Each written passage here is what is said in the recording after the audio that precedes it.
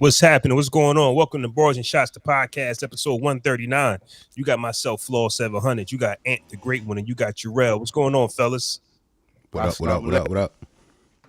up, bro? Ooh, what's the echo? You hear echo? I did. You hear it now? I'm good. I don't hear it now. Okay, we good. We good. So Hey, yo, when it comes, Salute the rolling already early in the chat. oh yeah, he was ready. Read the hard way. now he Salute, owes salute. he owes us that. It was like 2 weeks in a row he ain't appeared. He don't get no, he don't get no cookies. He owe us. You crazy. They said he owe us. Yo, I want to start real quick, Flo. Real quick, Flo. You go in. I just want to get these bars off real quick. I want to salute to the nigga Camron. I hope y'all can see this real quick. I want to put this right up in there for you real quick. Oh, you got the pink joint? Yo? Yeah, I want to salute the Camron real fast. We ain't busting open yet. Wifey seen what it was, and I looked it up. She got us a hotel room for next month. So, shit. We gonna tell you. You go preserve the pink power for the hotel room because we got kids home. You know what I mean? We got kids. Merry Christmas, nigga.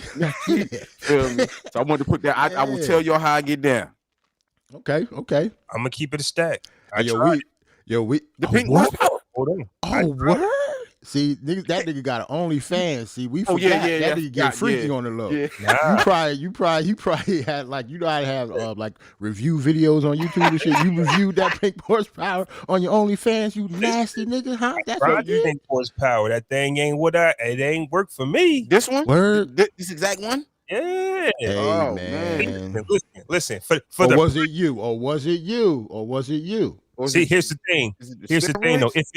If it is me, it's supposed to fix me. So fuck out of here. Nah, but knowing you see, cause you a sensitive ass nigga. Like if you had like a bad day, the pink horsepower ain't gonna work on you and some shit. Like I can see you being one of them motherfuckers. Like you gotta have your heart into it. Listen, let me. Hey, yo, this nigga taking shots on the line. No, it's not a shot. It's just who you is. Yep. You got nice this morning, my guy. I'm sorry. I'm sorry. I apologize. I'm not shooting this morning. I'm not shooting, but you know how you is. African American just now, bro. What you talking about? I'm just saying. I'm not shooting. Hey, what did he just say? Ed, did he just go? He called me a sensitive African American just now. Hey. I didn't mean that as a slight. It didn't sound that way. I apologize. But we know how you are, fam. You know that. But here's what I'm saying. The pink horsepower ain't it. It ain't it. Now it's some honey shit though. I don't know if you heard honey. I heard the honey. Yeah, honey. That's something else? I didn't hear about that one. I heard honey is that shit. It's nice and safe. Don't give you no headache. You just take that honey. Wait a minute. What is that? Like what is it? Like who makes it? It's the same thing, bro. Oh, okay. It's the same. It has the ingredients. It's just a different company. Hey, fellas, listen, no shame in our game. It has the same ingredients of Cialis. Yo, niggas did not know how this show was going to start like that. Ed pulled out the pink power. Start off like this. I'm just saying, it's this honey that I get from Amazon. I haven't gotten it in a while though. But you get it from send me that link, bro. Send me that link, bro. I'm gonna see that link. But here's the thing, though. This shit's so crazy, right? I ordered it twice, right? And every time I ordered it, see, first off, I'm real friends with a doctor, and every time she discovers something, she sends it to me. It's like, this helps you with this. This helps you with that. Wait, she sent you that? No, yeah, she sent me all that shit. There's this other thing that a lot of people are using now called ashwagandha, something like that. I'm not in the game. What is that? Like, well, I never heard that's that something. Yeah, it was supposed to help with your anxiety. Huh? You said no. Keep your yang up? No. Well, here's the thing, though.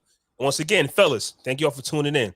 A lot of times when you are stressed, like a lot of the times when you really can't get up, kind of like what Jarrell was saying about me. He was talking about my manhood. Sometimes though, it can be about. Stop, man! Don't do that. Yes, you did. Yeah, but sometimes when you can't get your Johnson & Johnson up, it's because you're stressed. You get what I'm saying, or it's because of the reason. So it's not necessarily me. Yeah, that's true. So the ashwagandha and stuff like that, it helps with anxiety and it helps you relax. So it's not ashwagandha. Yeah, Google it.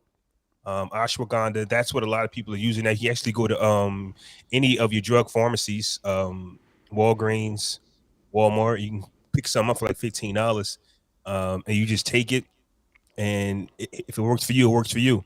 Where was I at with it? Oh yeah, so it's this honey stuff that you really take, and it has the ingredients of Cialis in it. So whatever they make you Cialis is actually in here, but it has other things in it as well. So, yep. You get it from Amazon? Yep. Open up a pack. Eat it right through. Drink water after it a little bit, and boom shakalaka. For the next 2 days, she better watch out. For the next 2 days, she better watch out because you ready. You ready. Yeah, and welcome back. We still talk about dick hard stuff. We still talk about that. I'm just saying. We still talk about that. I'm just saying. Yeah, you ain't missed nothing. Man, Ant spit his juice. Hey, Ant, first off, and I'm also going to tell you that shit is disgusting. Yeah. Oh, the pink horsepower shit? Do I got to mix it with like a drink or something? Like, when you're getting Rome, the honey that I purchased can still save you. Yeah, you gotta. I don't even know. Like, you go to Amazon and search in dick honey. Like, what is it called? I call it dick honey. Funny, man. I get the name of the episode though, dick honey. Dick honey. Yo, I can't name the episode Dick Honey. Why I always open up the window, bro? This was supposed to be a different episode, bro. I had to do some bullshit. Dick Honey being the name of the episode is crazy. I'm glad there's only 2 niggas watching this live, man. Somebody just clicked off. They ain't want to talk. They ain't want to hear the Dick Honey story. Golden Royal Honey, right there. Boom. It come in a nice little box. I'm gonna look at this right now. Hold on. Golden Royal Honey, bro. It's $30. How do you know about this? Like I was telling Jarrell, I know a doctor or a nurse, and every time she gets information on something about men's health, like she sends me all types of articles on what fruits to eat, what new supplements is out. Like ashwagandha is not new, but that's something that helps with anxiety. You know what I'm saying? Like it helps with anxiety, and anxiety sometimes can trigger your man not really reacting the way you want because mentally you might be somewhere else. You get what I'm saying? So she's always sending me information, and she just happened to send me the Royal Honey.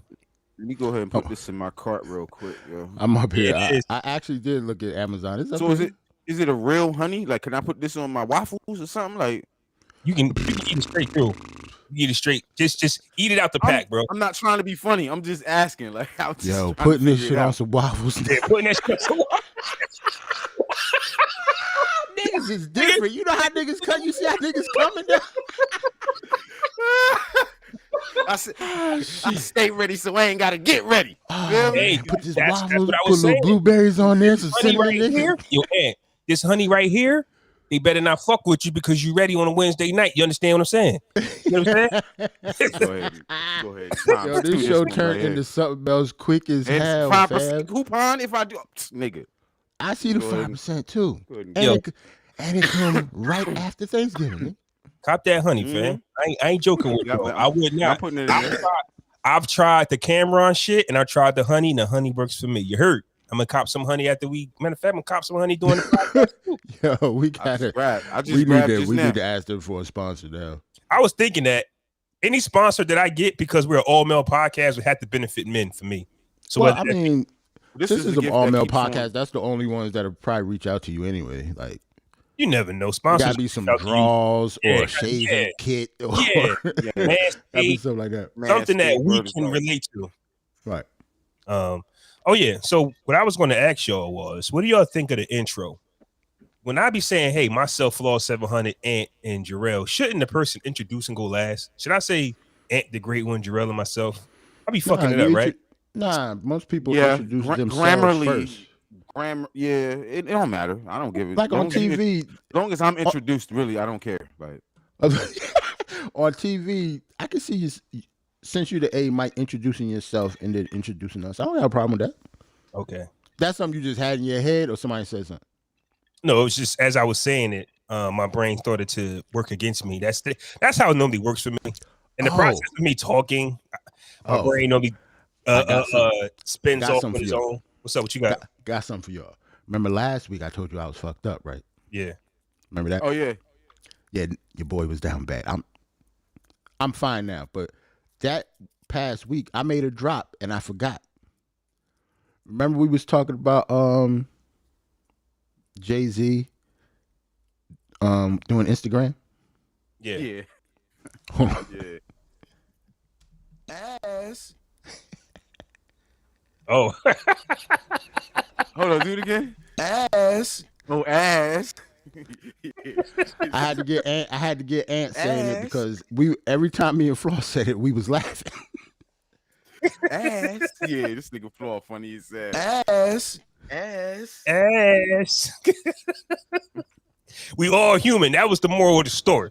Stay away from shit, and you ain't got to be in no shit. That's all I'm saying. Like, I think a lot of times, whatever your vice is, stay away from it. If you ex crackhead, don't go around the crack dealers. You know what I'm saying? Niggas not 20 years. Crackhead, don't go against. Okay. No, that's just like 101 though. Like you supposed to stay away from shit that you know is going to trigger you. You know what I mean? Yeah. You know what I'm saying? Like, don't like if you addicted to porn, don't put it on just to see if you can fight it. Let me just see if I can. Just don't turn me on today. Let me just put it on. Damn, I wonder what new scenes are. Let me just take a little peek. Every time you open your phone. Ass. This nigga funny as hell. Every time you open your phone, nigga. Speaking of ass, I'm not going to hold you, man. Let's get into it, man. The greatest hip hop beef of all times has been squashed, according to today's public. The most notorious beef. No, the biggest. I hate you so much. No, I'm just saying what the headlines are saying, fam. Hold on. This is not our world anymore, though. That's what we got to understand. It's over. This is not our world no more. So I'm being funny when I'm saying the biggest beef of all times. I think this was the most childish beef ever happened. Beef that ever happened. Word is life. This is probably one of the worst things that happened to hip hop. You know, when pop artists, go at it like that. You know what I'm saying? Like we took Jermaine Jackson shots at Michael Jackson's more serious than this shit here. Word. That is true. So, yo, can you imagine Michael Jermaine sitting there and Joe up there with the finger guns on the side? No, Barry Gordy up there with the finger. Barry Gordy with the finger gun. This don't look like it though. Drake, Mike, Kanye is Jermaine, and Barry Gordy. Barry Gordy with the finger guns. That's nasty, bro. Word is bomb. Shit, that's funny. So, I don't know where to start with this, man. When I first saw this, I'm just like, I don't understand. Yo, that pic is disgusting. This picture is disgusting. Kanye West. For the people listening to audio later, this is a picture of Drake, Kanye, and I was about to say something slick. I was about to say, but that is Mr. J Prince. They're sitting there. They all just sitting there trying to look semi-tough in the camera, and Jay Prince is just giving everybody the finger guns, telling everybody, yeah, I did that. This is a stick-up, man. This is a stick-up, fam. Get down or lay down. He really BeanieSegal. BeanieSegal ain't BeanieSegal. That's the real BeanieSegal, fam. That's crazy. I had to do my real life shit. I had to do my Googles because I was unaware of what a benefit concert is. I mean, I get the gist of it. You want to raise awareness, raise some money for something, common sense, right? But Kanye West wants to have a benefit concert for Larry Hoover, I believe, right? Senior. And he wants Larry Hoover, and he wants Drake's help. So I'm thinking to myself, like, how does this work? What are they really doing? Because Kanye West can just say free Larry Hoover on his socials, and boom, you got what you got. You get what I'm saying? Yeah, I don't really get the end game when it comes to that either. Yes. Like, what you raising money for? It's what do you Prince, man? Okay, we can get there. We can get there because here go Jay Prince extorting grown ass men.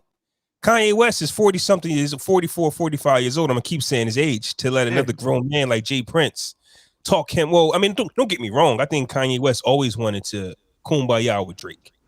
I think that a lot of the times per his interview, he was defending himself. I mean, when you talk about you had sex with my wife, you moved next door to me, you doing all this crazy stuff. Yeah, I think Kanye West was defending himself, but always wanted to work with Kanye. I mean, always wanted to work with Drake. That's just the monster musician in him because Drake is that guy. And how can you not work with that guy? You get what I'm saying? How can Drake be doing all of this and you don't work with him, but you work with everybody else? That can drive him crazy. Yeah, I can see that. You work on with each other. Yeah, yeah, when he first came out. But if you Kanye West, you don't want to stop working with Drake. To me, not saying that y'all going to create the greatest song of all times, but if you Kanye, like you want the best of the best. Yeah, I'm a producer.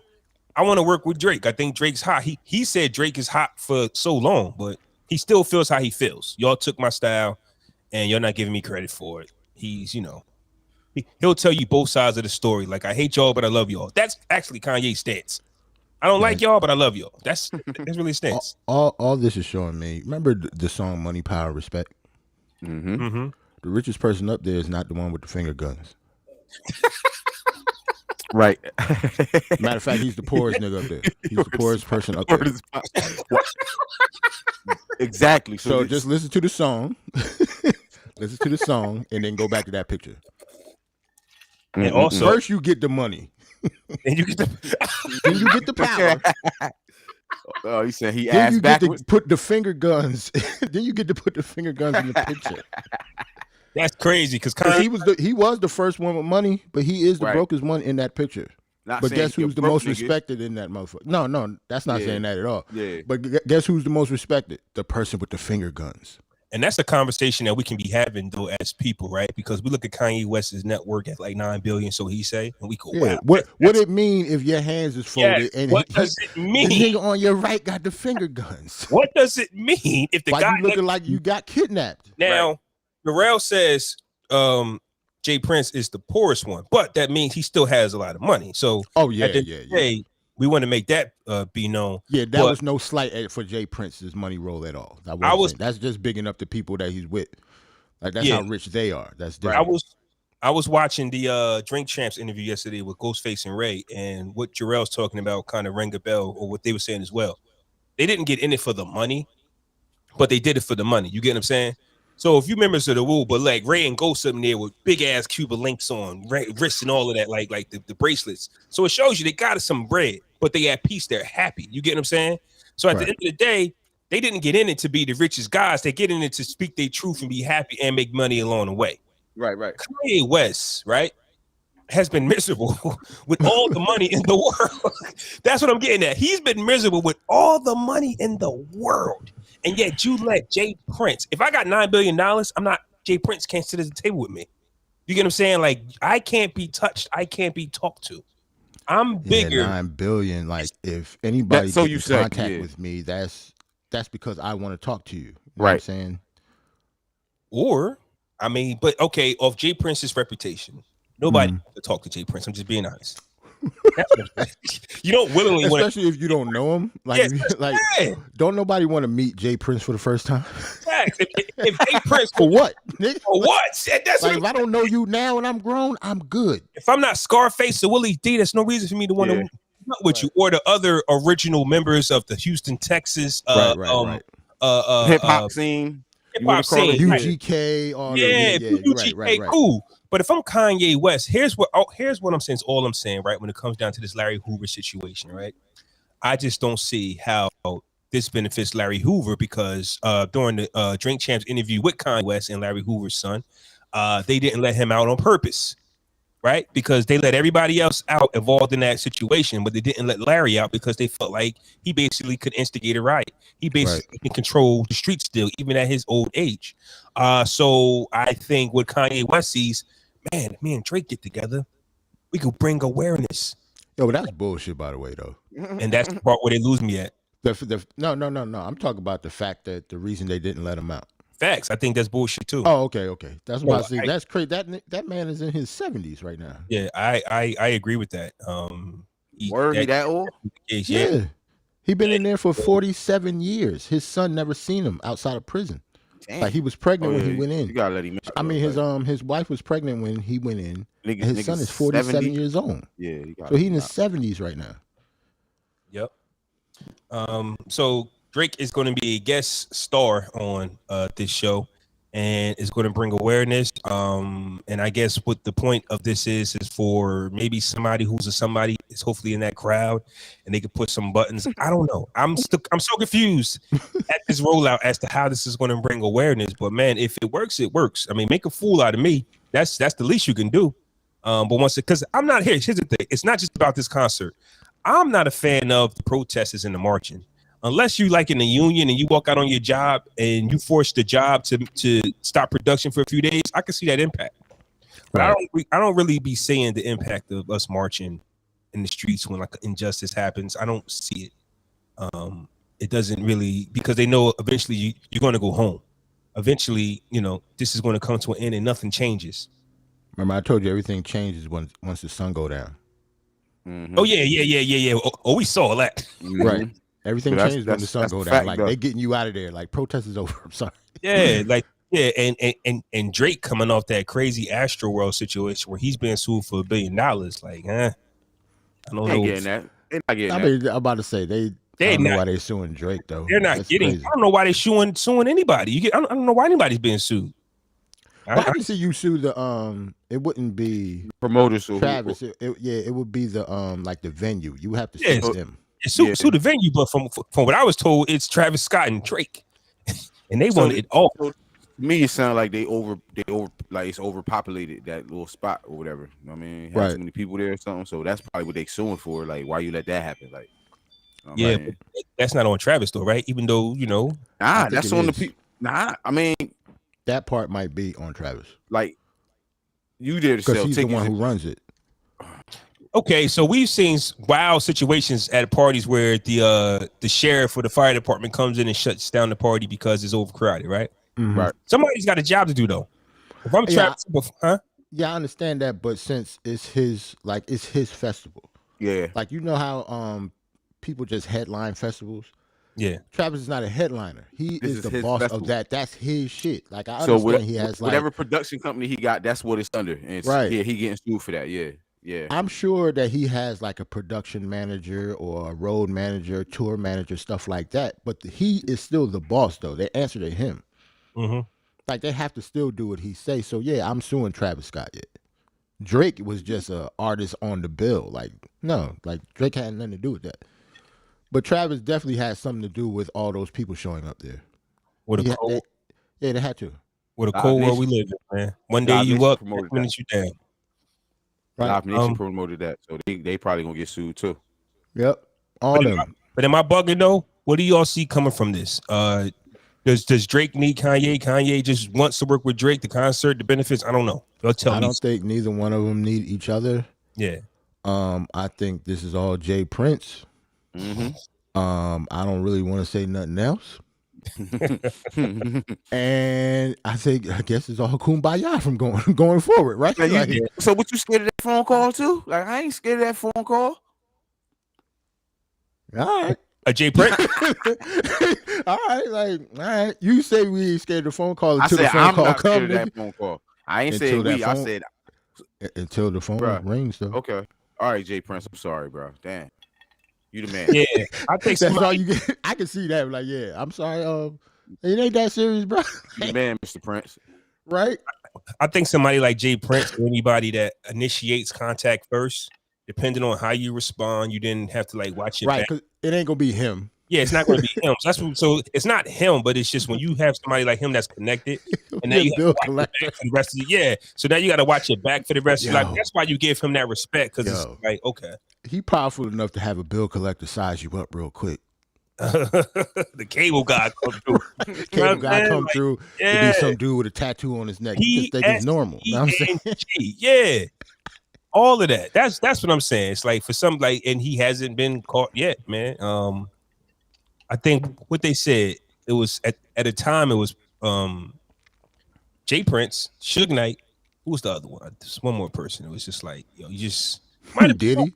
I was thinking that. I swear to God, I was thinking that. But hey, please do not let the dancing shoes fool you niggas. Like, Diddy is a gangster. Shout out to Jay Prince, because I'm really looking at this picture though. Shout out to Jay Prince, yo. That's shit, filthy, fam. That's super filthy though. Like he crazy though. Like he got iPods dangling off his jacket with the finger gun. In 2021, what he doing? Like this is crazy. He got the boot cut jeans. The wired iPods too. Not like the wireless joints. He got the string hanging off his jacket. You say he got the boot jeans on though. Like, that's jeans funny, on. Like that's somebody's grandfather. And it's those Air Force Ones all white. Those are white Air Force Ones. Yeah. Stop it, fam. Why with a Louis Vuitton shirt? Stop it. nigga, Stop it, man. That nigga's a gangster. Poorest one up there, but he is the most powerful, man. How do you threaten somebody with $9 billion? That's a fact. But guess what? He ain't paid for not $1 million in this picture. He ain't paid for nothing. I ain't paying what? for nothing. Kanye paying Pay for for that. what? I ain't paying for Man, nothing. listen, Jay Prince ain't paid for a piece of bread in decades, nigga. Like, what are you talking about? Yeah, man. Would it look like him paying for somebody's food? Nah, you don't pay for food. So it is what it is with this. You pay him. You pay Jay Prince to go to your restaurant. That's a fact. He don't pay the meal. That's on the house, Mr. Prince. We're not going to see too many gangsters like that. Like the gangsters is definitely. He like the last one, except for Diddy. Yeah. Well, Diddy is Love now. People are misunderstanding why he's so passionate about changing his name to Love. He's really trying to change dark shit in that closet. That's why. Yes. Yeah, we know that. Yeah. He's really trying to change his name and his image. Like, so at the end of the day, Diddy might still be here, but he's trying to move away from that situation. Listen, and you know what though? I don't mean to cut you off. I kind of think that's why Jay-Z never really changed his personality. Because I don't think he got no closets like that in there. Doesn't have to.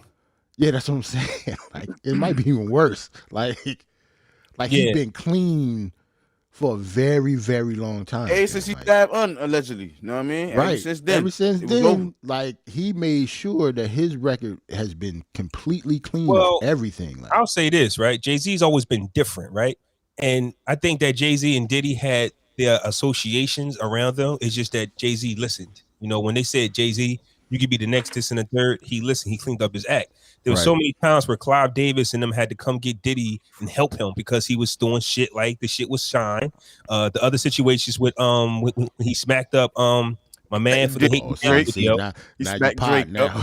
Smacked up. Got into a fisticuff with hey yo, he smacked Steve Stout with a damn Moet bottle or some shit. Got into a fisticuff with J. Cole. Got into a fisticuff with the college coach. You get what I'm saying? UCLA dude. Yeah. UCLA dude. Yo, I'm telling you, Diddy had the strength trainer choked up. Nigga, like he tried to throw a cowbell at that nigga. Like it wasn't just no ordinary coach. Like it was the strength coach. And guess what? He got away football team. Smooth criminal. As many things. Clean cut. Diddy, bro. It's Diddy, bro. That's Diddy. No, right. I ain't gonna say it. Go ahead. And I'm just saying, him and Jay-Z had the same opportunities, I believe. Like you put them old white people around you, you learn from them, they give you the game because they like you, they chose you. I got the last one. What's that? Right. Dr. Dre. Oh, Dre. No more nasty shit Dr. Dre got in his closet, fam.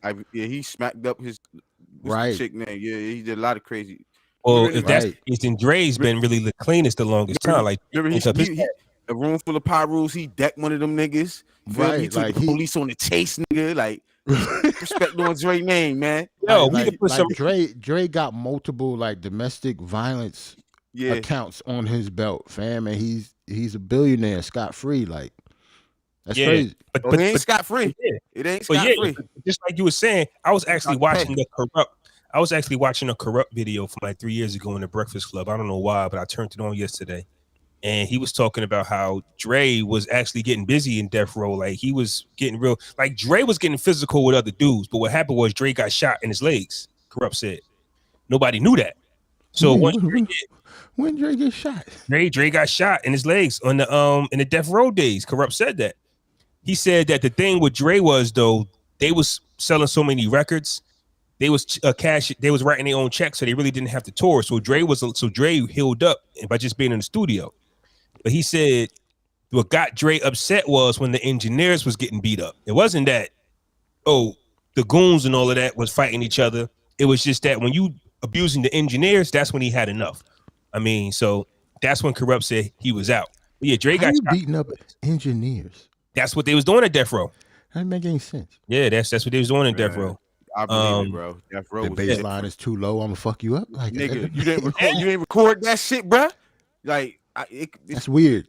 Hey, listen. Imagine if you don't hit that record button on that perfect tape. Yo, spin that back, cuz. Spin that back, homie. Oh, You shit. don't get that. And them niggas I is mean, all fucked up. everything should be recorded anyway. I guess that is his fault. Exactly. He might need to use You got one job, bro. Press record. But with the Dr. Dre shit, basically we were saying about Diddy and Jay, Dre really been the cleanest because once he left Death Row, he kind of really kept his nose clean after that, though. You know what I'm saying? So True. once again, when you got people Dre? helping you, when you got people helping you and you steer clear, like when they pick you, like Jimmy Iovine loves Dre. Ever since Dr. Dre got Eminem, Jimmy Iovine, it's a wrap. But Dre, I'm saying Dre could have fucked that up for himself, though. You get what I'm saying? Like he had opportunities to fuck it up. Yeah, true. So you got to stay clean. I mean, good thing he had Young Buck with him at the Soul Train Awards to allegedly poke some dudes up for him. Hold on, man. Now you pod now. I don't know what you're talking about. I'm about to say you pod now, fam. I don't know what you're talking about, fam. No. Allegedly, okay, all right. He said, niggas is wilding on this show, fam. Dre already got the $1 billion, fam. Man, listen. He can't go back. I'm just saying. So, okay, there was an MTV documentary on rappers getting shot back in the day, and Dre was on them, and Dre was on the list. Yeah, Dre got shot in both legs because he was beating some nigga up. And when the guy dropped, my man pulled out the yammy and shot him. So, yeah, shot Dre in the legs. Dre was almost out. I'm glad I grew up on the East Coast, bro. Like, yeah, it was crazy. So Dre got out of there. But yeah, Jimmy Iovine loved Dre. Clive Davis loved Diddy. Jay-Z, who was them? Leo and them. Leo Cohen, yeah, right. They said, Jay, we need you to get away from Diddy. I mean, Dame, we can put you somewhere. The two guys that listened, that kept a clean nose, Dre and Jay, they saw the fruits of their labor. Now I just thought about something. Now people gonna talk about our New York bias now. Like we ain't named nobody from. Bitch, we just Baby. You want to I understand that, but Baby? like, yeah, Baby, like not even Baby, Slim. But we've never been able.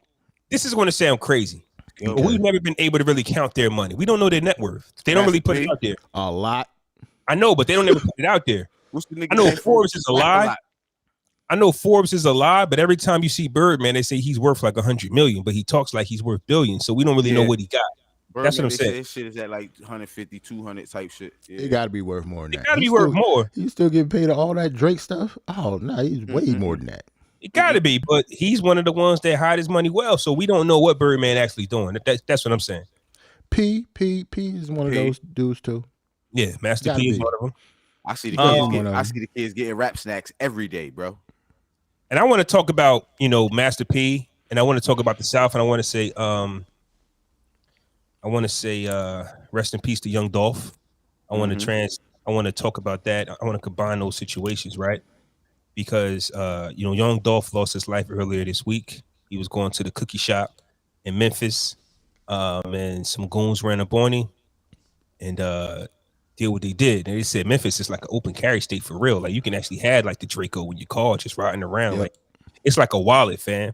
So for us, when we over here like in New Jersey, in New York, and we look at these kids like, how the fuck you got, like, that's normal for them. It's different for us. Like here, gun laws do not permit you to do no shit like that. You'll be locked up for a very, very long time if you get caught doing some shit like that. Yeah, you would have to change your life if you actually moved to the wrong area of Memphis, period. Like we be thinking like, yo, I can't have that in my possession. I can't hold that, but you better have one. A few years ago, this artist that I didn't even know, Young Dolph, actually got his car shot up, right? He sat in the car while 100 bullets just ricocheted off the car. And then he actually made an album with, and the title of all the songs was what he was thinking about in his car. Niggas is shooting at me. I survived. Like stuff like that. And he turns out that he had a huge following because my social media is lit up when word got out that he had passed. I know some of his music, like I wasn't a huge fan of his, but I know a couple of joints. Like he was a big deal, especially in Memphis. Like he was definitely a big deal. Everybody knew the cars he drove. That's what it's a gift and a curse when going back to the hood. Obviously, when you make money, everybody knew where he was at all times. He wasn't one of those. He was a flashy dude, so. He never hid where he was at, which is the bad. Now, the reason why I wanted to tie these situations into them because we was talking about Master P and everything like that. It's like the South has always had it figured out, right? Up here on the East Coast, we quick to sound like people think that because the offices is up here up north, we got it easier, right? But it's always, to me, it just seems like it's always the East Coast guys who's signing these dumbass deals and have no ownership of their music. I heard Young Dolph owns his masters. Yes, he does. A lot of the South artists own their own shit. And I just sit back like, where do they get that knowledge from and that power from? Like Master P at They that learn time. from us. Really? I mean, because Master we learn from our fuck ups. Yeah, but Master P signed that 85-15 deal in 90, whatever he signed it in. Yeah, but he was smart enough to do research on those deals though. Like people was getting robbed when it come to record companies and shit like that. Why? Like he said that. So why us in the East Coast still get robbed to this day? That's what I'm saying. Like the South just seems to have it figured out. I mean, they the only ones that really own it. They just smarter than us. You're right. A hell of a lot smarter. I'm like, damn, Young Dolph owned this shit too. Like every Southern artist seems to have it all figured out. I think I have. I don't want to make this as an excuse though. Okay. But I think it's harder to get put on as an independent artist if you're from New York than when you're from Atlanta. I think their community like latches on to their rappers more than we do. If that makes sense. Okay. No, I'm saying like instead of a mixtape, an independent artist from New York, that's very hard to get off the ground, fam. Like you got to have backing by the whole city. You know how hard that is in New York City? Mm-hmm. But Young Dolph, he can be from a town in Memphis and blow that shit up like before he go to a major deal or whatever. Like he can be the man out there. It's not like that in New York. You can't do that. Yeah, I was listening to the Joe Budden podcast a few years ago, and this was one of the topics, and saying like it's harder. Well, I think he was talking to 21 Savage. Yeah, no, it wasn't the Joe Budden podcast. It was the Clubhouse, and 21 Savage was talking. And Joe Budden was in there, and Joe Budden was saying, like, you really can't drive around New York. You can't just drive around New York with tapes in your trunk. No. Not how New York is. But in the South, so let's say you're in Memphis, you might have an area that you can actually conquer. And you know what I'm saying? Like, you can drive around your neighborhood, put it like that. New York is not really for cars. There's no parking. You can't pull up nowhere. Right. Niggas still selling tapes out their trunk? No, but I'm just saying at that time to where 21 Savage was like, why can't y'all do it? Why can't y'all? Because the environment is not the same. Like it's completely different. It's the same as I don't know how hard it took them to get put on by majors. Yeah. Like it didn't take that much for us to get like signed to Def Jam and stuff. Like you had to be not big. You had to be signed by Def Jam if you were from the South back then. They weren't signing people from the South. And I guess what I'm saying is their envy for us is false smoke. Because if anything, the South did it the best. The South right. did it the best. But they have a way better construct down there than we do. Their beef with way us. Better. Y'all got the buildings in your own city. We got to travel, bro. Y'all own your master. Y'all worried about the city being across. I mean, the building being across the street, but they don't own nothing. Yo, look at how many people, even in Atlanta alone, how many people Gucci signed. Bro, and they all. Or like in Memphis with Yo Gotti. Yo Gotti. I mean, do you see how he. Gucci, Yo Gotti. That can't happen in like that does not happen like up here. That don't happen nowhere. Yeah, that don't happen nowhere. That don't happen up here. That don't happen. I mean, it kind of did. We had our little wave, you know. Oh, I mean, we had like as an artist, but well, Jim Jones tried. You gotta give him credit. He tried like who he signed. No, I mean, who did he sign though? Like, you know why Jim Jones failed? Do you know why Jim Jones failed though? Because he wanted to be the star. Because he wanted to be the star. But he wasn't as smart as Camron. See, right. There can only be a Master P. There can only be a Birdman. There can only be a Yo Gotti. Camron was that guy. Jim Jones jumped out the window too early. You are an up and coming artist trying to start a whole record label like Camron. The difference is Camron has a Def Jam major mixed with independent.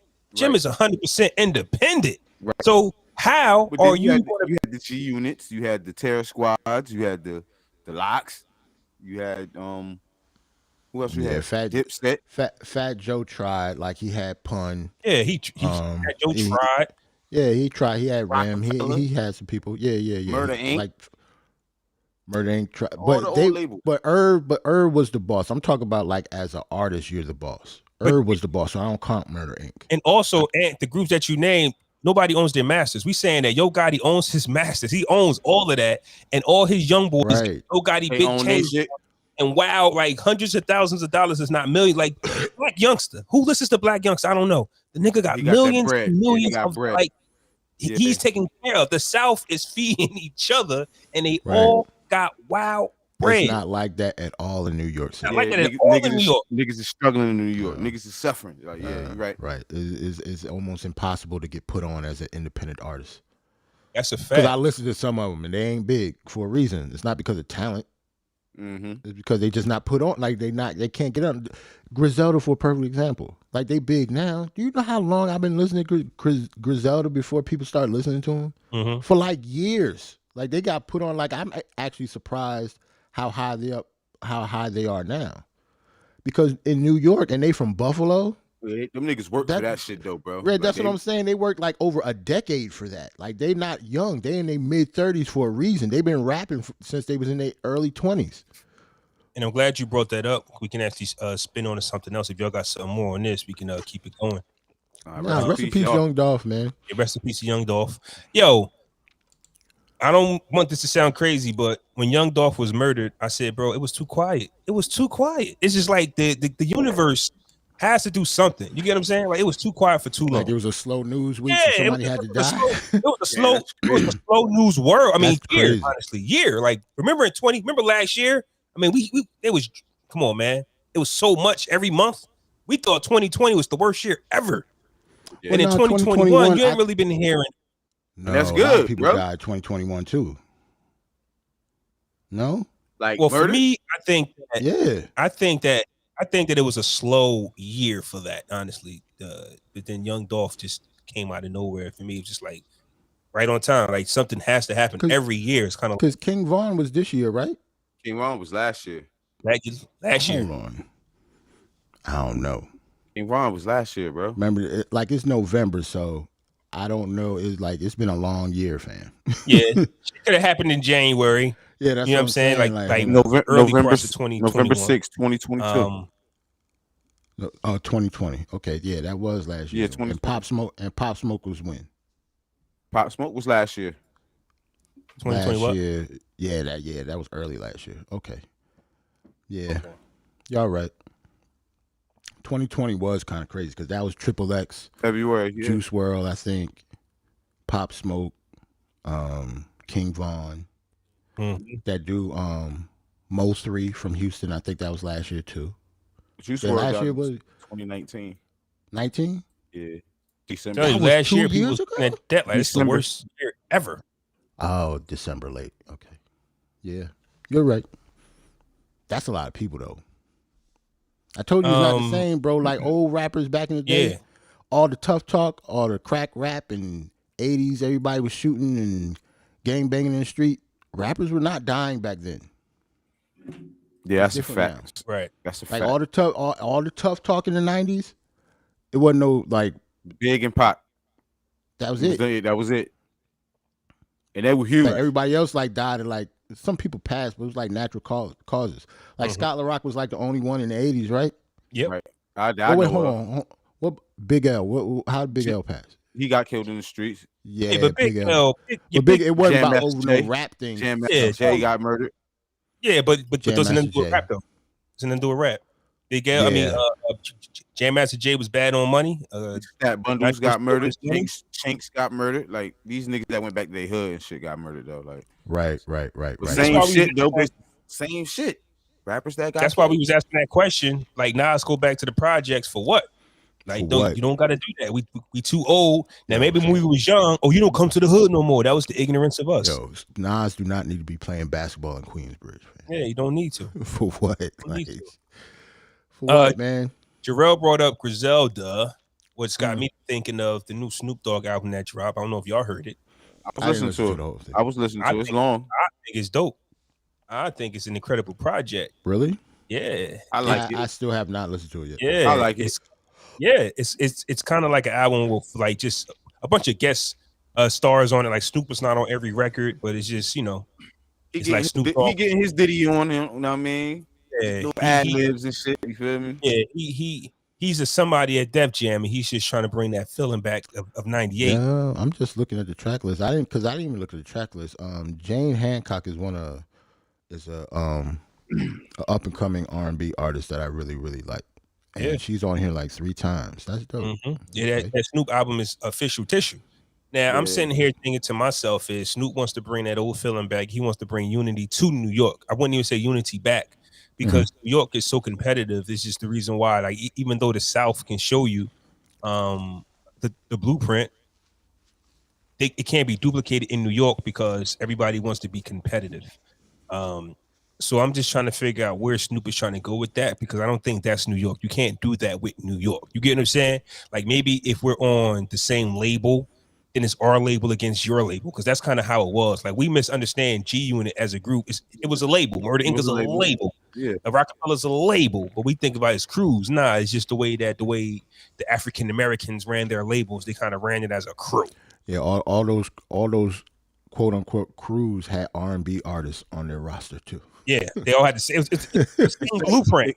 Except Dipset. Yeah, Dipset didn't have nobody. Yeah, you're right. Yeah, damn. But everybody had that one big rapper. Then you had the one guy that was the next up. Cam had 12. Dipset never had a girl on their roster. No. They had a few. I thought they had one. Ain't one. No. Jaja was that was Jim Jones' homegirl. Okay. I mean, okay, I think that's what I'm thinking of. Yeah, she ain't get put on. They was trying, but she ain't get put on. Okay. But can y'all see New York working together though? Honestly, can y'all see? Because that's Snoop's energy to have. We wanted to. Who didn't want to see here, motherfucking Lloyd Banks and them back in the day rapping with Dipset? I mean, I thought it would have been dope. But as an upcoming New York rapper, right? Who would you want to sign with then? Like now, Benny just signed with Def Jam for a major, right? So does that mean Def Jam is probably the next wave? It's got to be, bro. It's got to be, because ain't no money. There are not a lot of labels that is investing in hip hop right now. Well, he gonna go to Atlantic Records. Only way he gonna go there is if he got like a joint venture or some shit, right? I personally thought he was gonna sign with Rock Nation. Warner Brothers. And just have a joint venture, just like J. Cole does. That's what I thought. But I don't know. Like, I think the joint venture thing. Oh, Flo, you mentioned something about the joint venture thing a couple episodes ago. Like, yeah, that's not always in the artist's best interest, man. I don't know why they do that shit, man. Especially listening to Benny the Butcher's artists. Like I like Hyde and them. I like them, but they're not the guys. You get what I'm saying? Now maybe your joint venture could just be you as an artist, but I don't see how that works. But like, I guess if you have your own label, do you get more piece of the pie of yourself? I hate to talk about my guys like this, but could it be that Benny think he's West Side and he's not? He got the joint venture deal. That's what we're saying. No, but to me, if he signed a deal with Def Jam, it would have to, like, something else is coming after that, like. So you think he's taking more charge of his production versus having Westside do it now? Right. Okay. Because Westside is the mastermind behind Griselda. It's not Benny or Conway. It's Westside. I mean, we'll see, because I saw this with Wu-Tang. Bro, he did the Hit Boy album, bro. He did the whole album with Hit Boy, though. He did Westside pick them beats. That's what you're saying? I don't know. Could have. I don't know. I didn't look at the line of notes if Westside had anything to do with that. If he didn't, that's a very good sign, because that album was dope. Yeah. So he don't need Westside then. Right.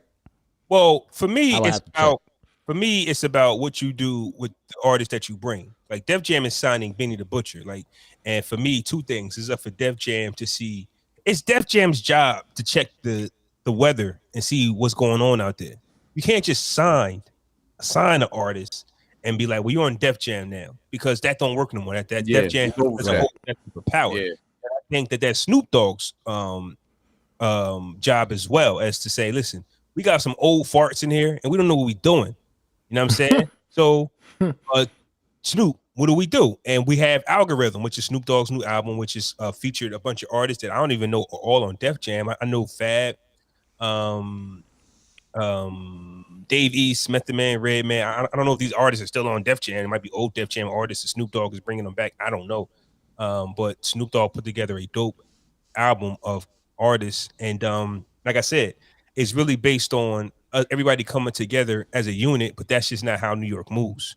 So I don't really know what Snoop Dogg got coming up next. I don't really know what Benny the Butcher can do for Def Jam, but I want to know what can Def Jam do for Benny the Butcher, and I think that's what they sold. I think that's how it was sold. Could have been the money as well, because I know that Benny the Butcher was holding out for the bread. But if I'm Def Jam, if I'm Benny the Butcher, you got to sell me.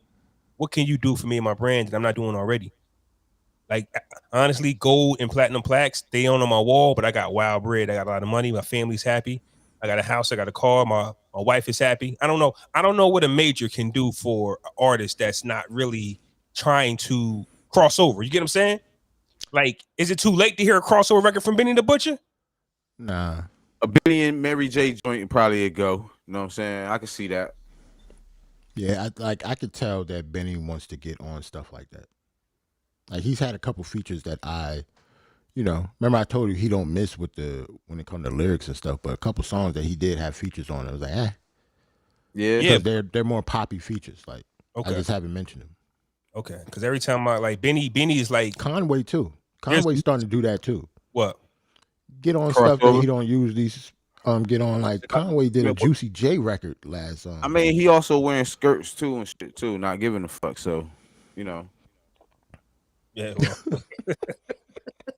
It's fashion. We don't know shit about fashion. You know how that goes. Bro, I'm just saying, like, you saying he got hopped on a record that's not normally what he do. He get into a different bag now. You know what I'm saying? He in the space where he can do what he want to do now, right? Like, so yeah, right. But here's my thing though as well, right? Not only did Snoop drop a fire album, but FrenchMontana dropped a fire album. Yeah, I didn't hear Frenchie joint. I didn't hear Frenchie album. I knew it came out, but I'm the type of person that won't press play on a French album. I like it until I hear somebody say it's good. I like it. All right. And we all agree that his last one was good. Yeah. We all agree his last one wasn't good. But I like I'm not a French fan. Like I don't fuck with French like that. Don't get me wrong. The streaming services has allowed me to give more things a chance than I would usually. Right. Like if I don't like it, like I've already paid the month for it, so if I don't like it, I don't got to listen to it again. Right. But I'm just trying to see the impact that New York can make on music nowadays, because FrenchMontana got a dope album. Snoop Dogg got a hot album, even though he's West Coast, but he got a lot of East Coast on it. It's just like the East is not making a stamp. The music that I think Snoop and everybody's trying to bring back is not really making an impact on the culture. You got to make like drill music. You got to really make that shoot 'em up, bang, bang music, man. And that kind of like just goes back to the Drake and Kanye situation, right?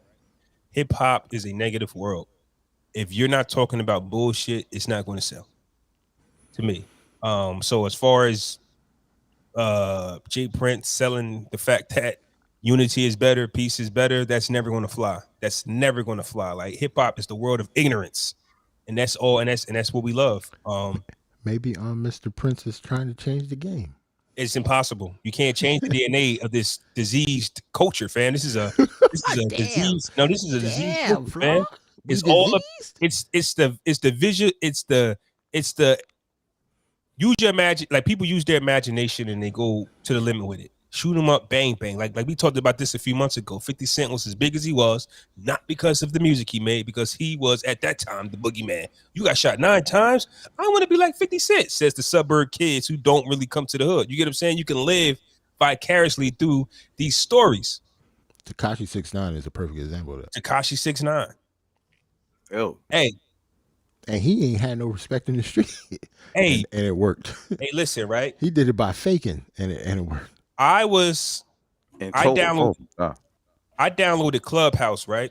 And I be listening to some of their videos sometimes. And the way they described it as to why Tekashi was actually involved in that is crazy how they run that shit. And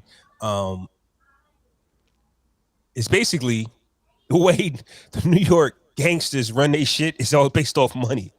All based off money.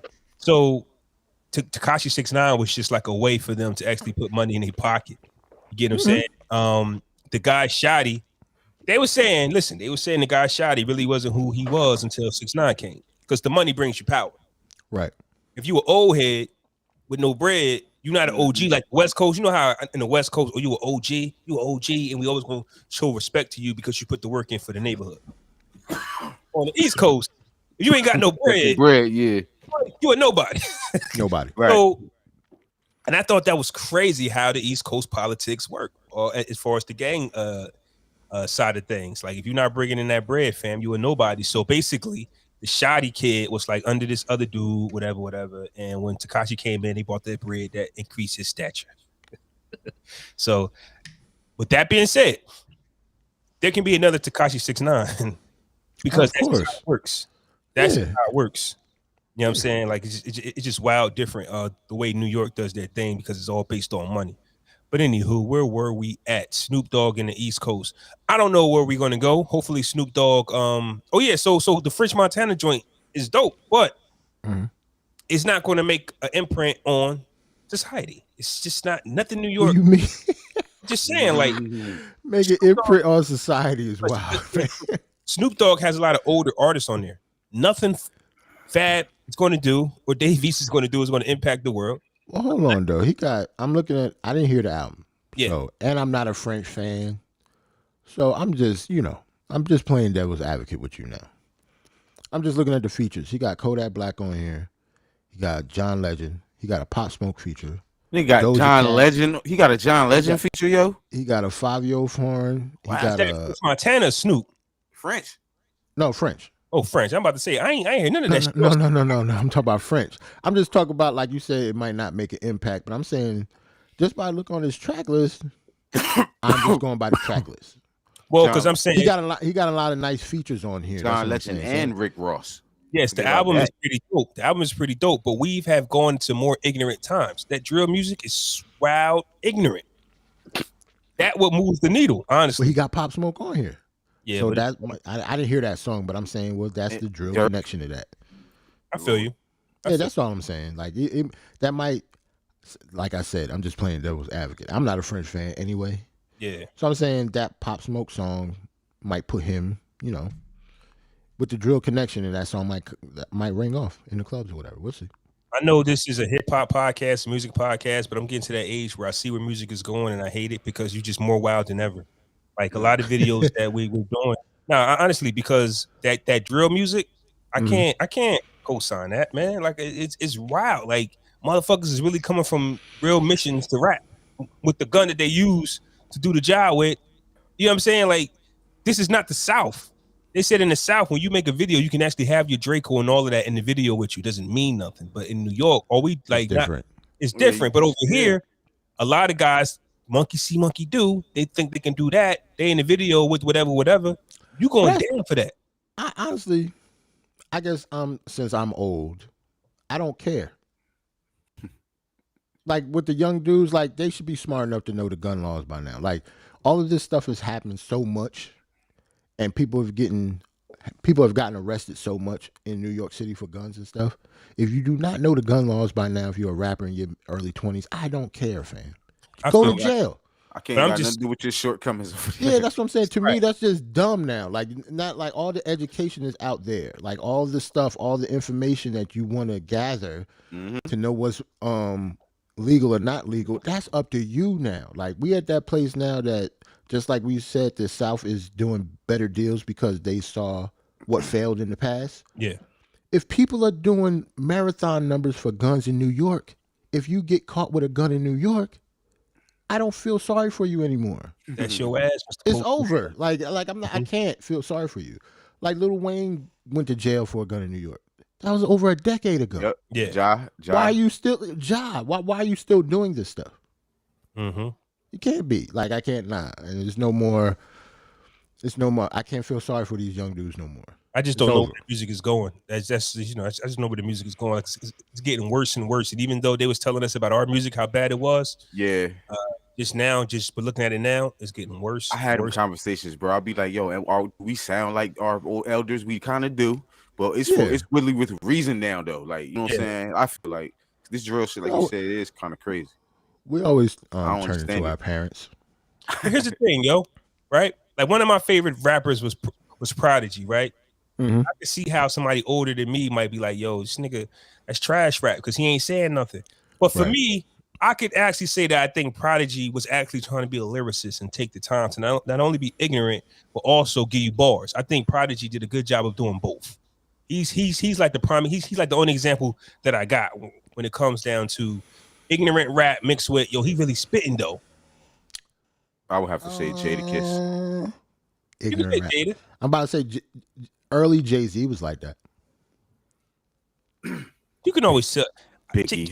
Early Jay, early Big. Hey, okay, but you're making my point. We all naming the same era of rap. Right. Same era nice. rap. Yeah. You're right. Our era, when it changed, the people before us was looking at the Jay-Z's, the Prodigies, and the Bigs like, y'all not. Yeah.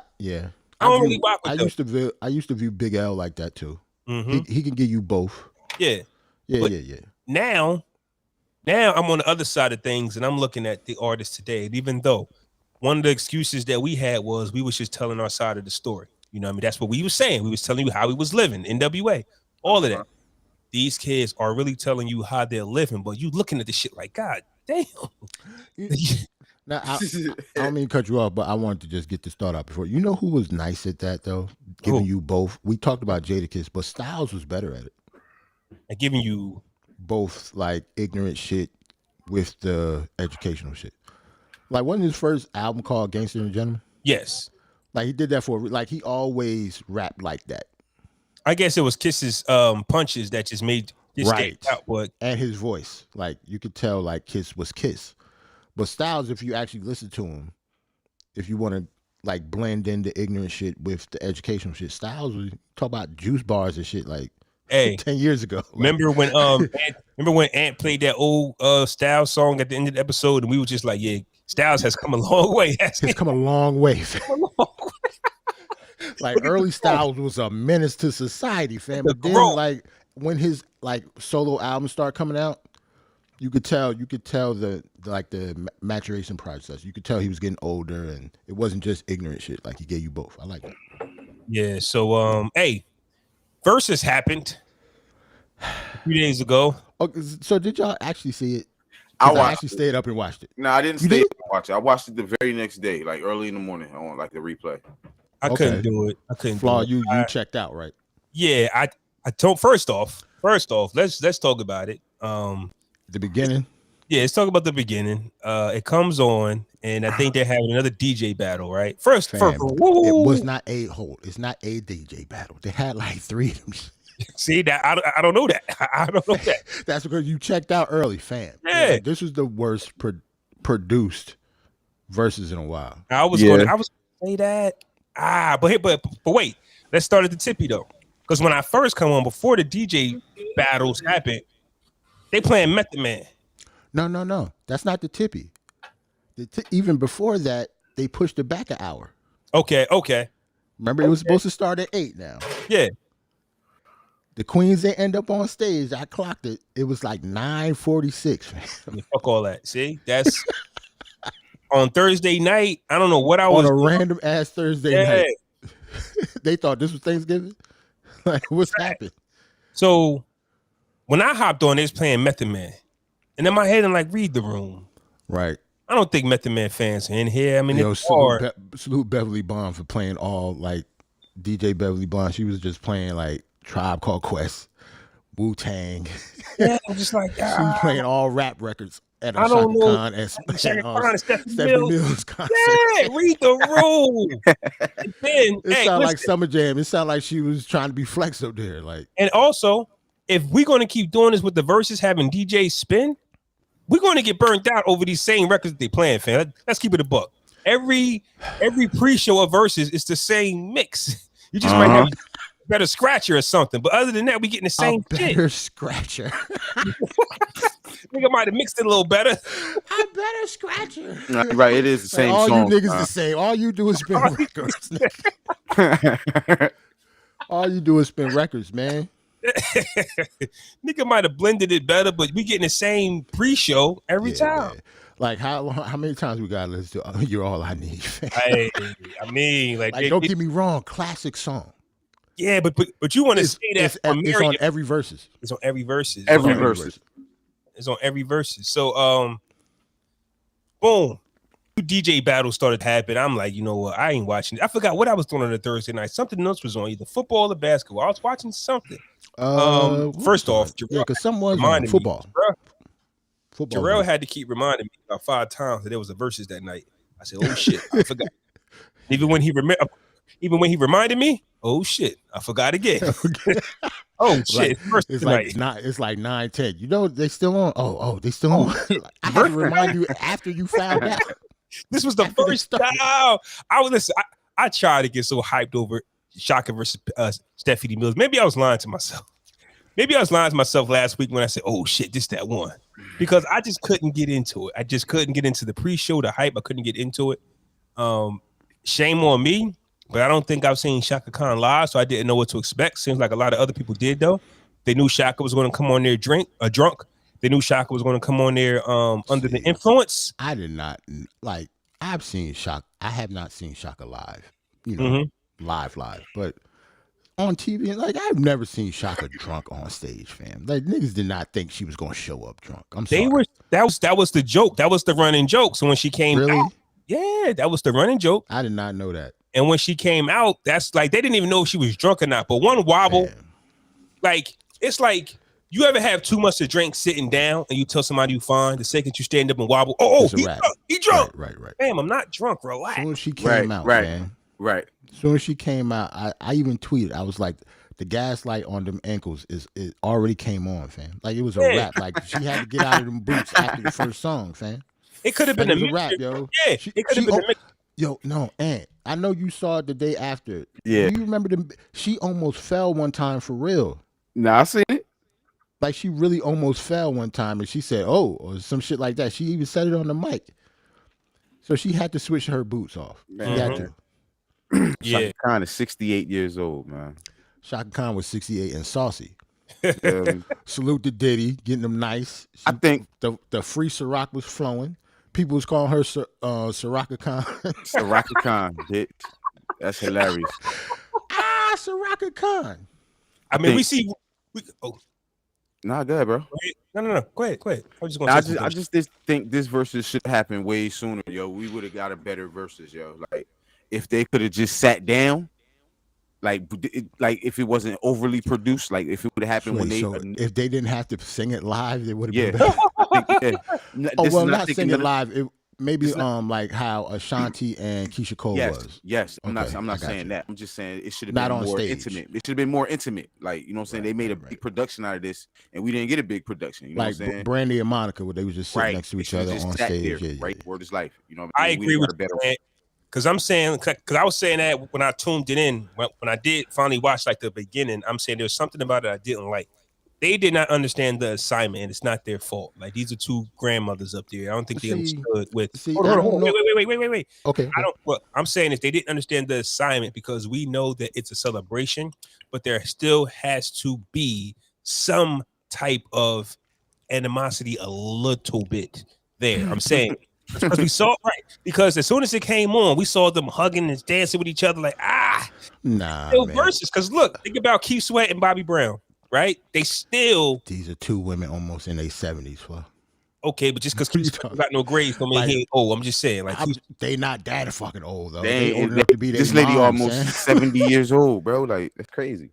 Okay, but honestly, it's still versus though. So even though it's a celebration, every Gladys and Patty, bro. It should have been the exact same format. They sang together. Nah, but we don't really saying Gladys and Patty should have had beef. Like they didn't have beef. All versus have that though. No, they don't. Not the older one. Not the older ones. Remember the Gladys older ones and Patty did not have it. Remember Jay didn't like versus at first because they ain't had no animosity towards each other. And you did not say that when Earth, Wind and Fire and Ron Isley was up there with that fur coat, fam. Those songs was impeccable though, fam. That brothers, man, it was undeniable, fam. I'm just saying. So it couldn't have been no beef that night, right? Because the songs were so great, fam. Like I know it was like the Isley and Earth, Wind and Fire went so smoothly, and the songs were so incredible, fam. It was just like, fam, this shit is hard. Yeah, that versus should have been that intimacy. It should have been like and that. Plus, like I understand what y'all talking about though, but that was mainly because Shaka Khan was saucy. I think if Shaka Khan was sober, because if you look at Stephanie Mills showed out. Yeah, she didn't. I think she knew. Like Stephanie Mills was on the stage twerking, fam. Like she did her thing, at least to me. I So understand she that kind of went extra hard because she knew Shaka was kind of drunk. So, Right. She got up and danced even more because she saw her sister over there struggling. Oh, fam. first like, off, now we worrying about other people's shortquomings. That's not my problem. You're right. The Rocker Khan. This nigga, it ain't that type of verses, bro. It's not that type of verses. You know me, Ant. I know. I pre-gamed with the best of them and got fucked up before the show started. So I feel Shaka Khan. Sometimes when you have a little bit too much before the shit even start, it can fuck up the whole evening. So I'm with Shaka Khan on that. She might have had just a little bit too much to sit. I've been there before. You think? I'm just saying. You think? I've been there before. So you saying basically Stephanie should have just went like crazy on her life. Shaka forgot words she was singing for 50 years. Like literally 50 years. But that's music. Like she was singing these shit since the 70s and she forgot the lyrics. But that's music. She ain't got no new songs, man. Like, it's the same songs. This ain't no new shit. It's not like Raekwon when he was up there trying to premiere his Griselda song. Shit, I don't know the lyrics to this shit. I don't know lyrics to this. No. Yesterday. Niggas know like I'm every woman. Nigga. Like, yeah. Like, if you don't know the lyrics to that, it's a problem. Like she was too saucy. That's all it was. Yeah, I mean some matchups just aren't good matchups. That's all. Like this was the worst produced, the worst. Like I saw a matchup though, bro. It's really a good. I think it was a good matchup. I just think this versus should have happened sooner, bro. It should have happened sooner. I know Flaw is a huge Stephanie Mills fan. But if Shaka was sober, she'd have killed Stephanie Mills. The songs that she was playing, it was hit after hit after hit. It should sound like a commercial. I don't listen. Stephanie Mills would have lost if Shaka was sober, man. And if I was actually counting, because I didn't even know they did 20 each. Seemed like it went fast. It didn't even seem like they did 20 songs each, but the songs Shaka was singing, even though she couldn't sing them, they were all hits. Like this shit was crazy. Like I was singing word for word. I was singing them shits better than she was. I'm just used. I like. First off, who the fuck is this? First off, this was the worst verses that in a long time. I mean, production like from the tippy because the production was trash. I saw Missy Elliott in the chat like, yo, let me go hit Swiss up because everybody was waiting on. Like, what are we doing? That's what I'll never understand. Yo, and remember in the beginning the DJ for Stephanie Mills, I forgot her name because it was two ladies up there. I forgot her name, but remember her shit crashed? Mm-hmm. Oh yeah, she was trying to sing Ease On Down the Road. The very first song, Stephanie Mills couldn't sing because the DJ couldn't pull it up. Word is life. And they had to do Shaka song first. Stephanie Mills was supposed to go first and she couldn't. Because the DJ fucked up already. I didn't see that part because I was doing something else. Remember, I told me go back. I already saw Shaka thing. I was just like, You came back and said, and then laugh again. See, you should have did what I did. See, I had this on the big screen, but I had the game on the iPad on mute. I might have been exhausted Thursday night. I might have been depressed. See, I don't know what I was doing, man. Because I know a lot of people was watching the game, so they didn't watch this shit. So yeah, for some reason I couldn't get into it. Why? Because I don't know why. Because of the late start. It already turns you off mentally. No, but I'm thinking. Here's my thinking. I'm thinking Wednesday night. I might have been up to like 2 a.m. I couldn't sleep. I think I was tired. I really think I was tired Thursday night. See, I really don't know why I couldn't get into it. So I think when that 9:39, that 10 o'clock hit, I was done. It's almost like because we thought it was going to start at 8, but then like later that day or the day before, they pushed it back to 9. Which goes to show you that DJ battle was a late add-on. This is what happens though. Shit was stupid, man. Like this is what happens. Like shout out to Swiss and Timbo, but this is what happens when you partner with other people and everybody has their own opinion on how something should go. I don't know if Swiss and Timbo had control over that situation. You get what I'm saying? Because that's not how they would. I don't think that's how they would have done it. One thing I didn't like with the DJ battle, they had like. The DJ battle that they had is supposed to be for the Verzuz house DJ, right? But they told them like how much money they was going to get. How much money would they get? I think it was like $1 million. Like, whoa, that's what I'm saying. Like, why would you say that publicly? Like, you could tell like this is big business now. Like, this ain't on IG no more, fam. Like, Why would they? I don't know why they said that. Like, I think they said the grand prize was $1 million and you're the versus D. Like, they make that much money? That's crazy. I'm signing off too. Never mind. I'm wrong. I don't care how many people are at the table. Right. Thriller, it was just, I don't know who won. I don't know who won, but it was against this young lady and a dude. I don't know who won though. I can't see the dude. Today's society, I can't see the dude beating the woman. I think she won, and I didn't even see the count. And the crazy part, I actually think where the world is, fam. They're not letting her lose. And the crazy part is, even though I was mad that it was happening, I was paying attention. He was better than her, but he probably lost. It doesn't work that way, fam. If it's a man and a woman going 1-on-1 for the vote, because guess what? None of us voted. Men ain't voting. Women are voting, and they want to see themselves. And they want to see themselves in power. Remember the Kamala Harris situation, right? They didn't give a fuck about her. But guess what? She was just the president for like 20 minutes and shit. Like, y'all ain't even know that. Yeah. Oh, Swiss was hot. I ain't see that. Swiss was hot. Yeah, Swiss was on IG. Said, "What the fuck is going on and what's taking so fucking long and shit like that." I didn't know that. Guess what though? It was still late, so that shows how much power he has. That's what I'm saying. That's why you pissed in the comments with us, nigga. You own it. Like, what are you talking about? Why are you in the comments with me talking about what's taking so long? You own Verzuz, but you're in the comments with me. Yo, I've never about what's taking so long. That's hilarious, yo. Nigga, you should know what's taking so long. Call somebody. Yes, but to Ed's point, Kamala Harris was the president for a few minutes when Joe Biden went under for some surgery. He signed off the power. So she was president. First woman president ever in the United States was Kamala Harris. For a few minutes. Mm-hmm. Okay. So, hey, that's history. Just said that's fuck out of here, man. I don't care. So speaking of bread, though, BeanieSegal is backtracking. Come on, man. I told you this is gonna happen, right? I said it. Why are you out there yapping running the yap, talk about how much money you gonna get from somebody else? Stop. He was happy, man. He was happy. I'm just saying he was happy, man. But there's no point to it, fam. For those that don't know, Yeezus went on Drink Champs and said he owes BeanieSegal some money because he came up with the name Yeezus. A few days later, BeanieSegal took it upon himself. Tell the world. Took it upon himself. Ain't nobody asked you, fam. Ain't nobody asked you none of that. Ain't nobody asked you how much money Kanye was gonna give you, fam. He took it upon himself to let everybody know he's the richest nigga in the room, whatever room he was in at that time. Because you gotta let niggas know that. You gotta let people know that. I got more money than you. 50 million. And 5% stock in Yeezus. And 5% stock. Don't forget that 5% stock. 5% stock. So he put a number on the percentage of stock he's going to own. Just saying that alone makes you the most powerful man in that room. Ain't nobody signed nothing. Nobody signed nothing, but it's coming. No. Listen, it's coming. If you it's in the mail. It's in the mail.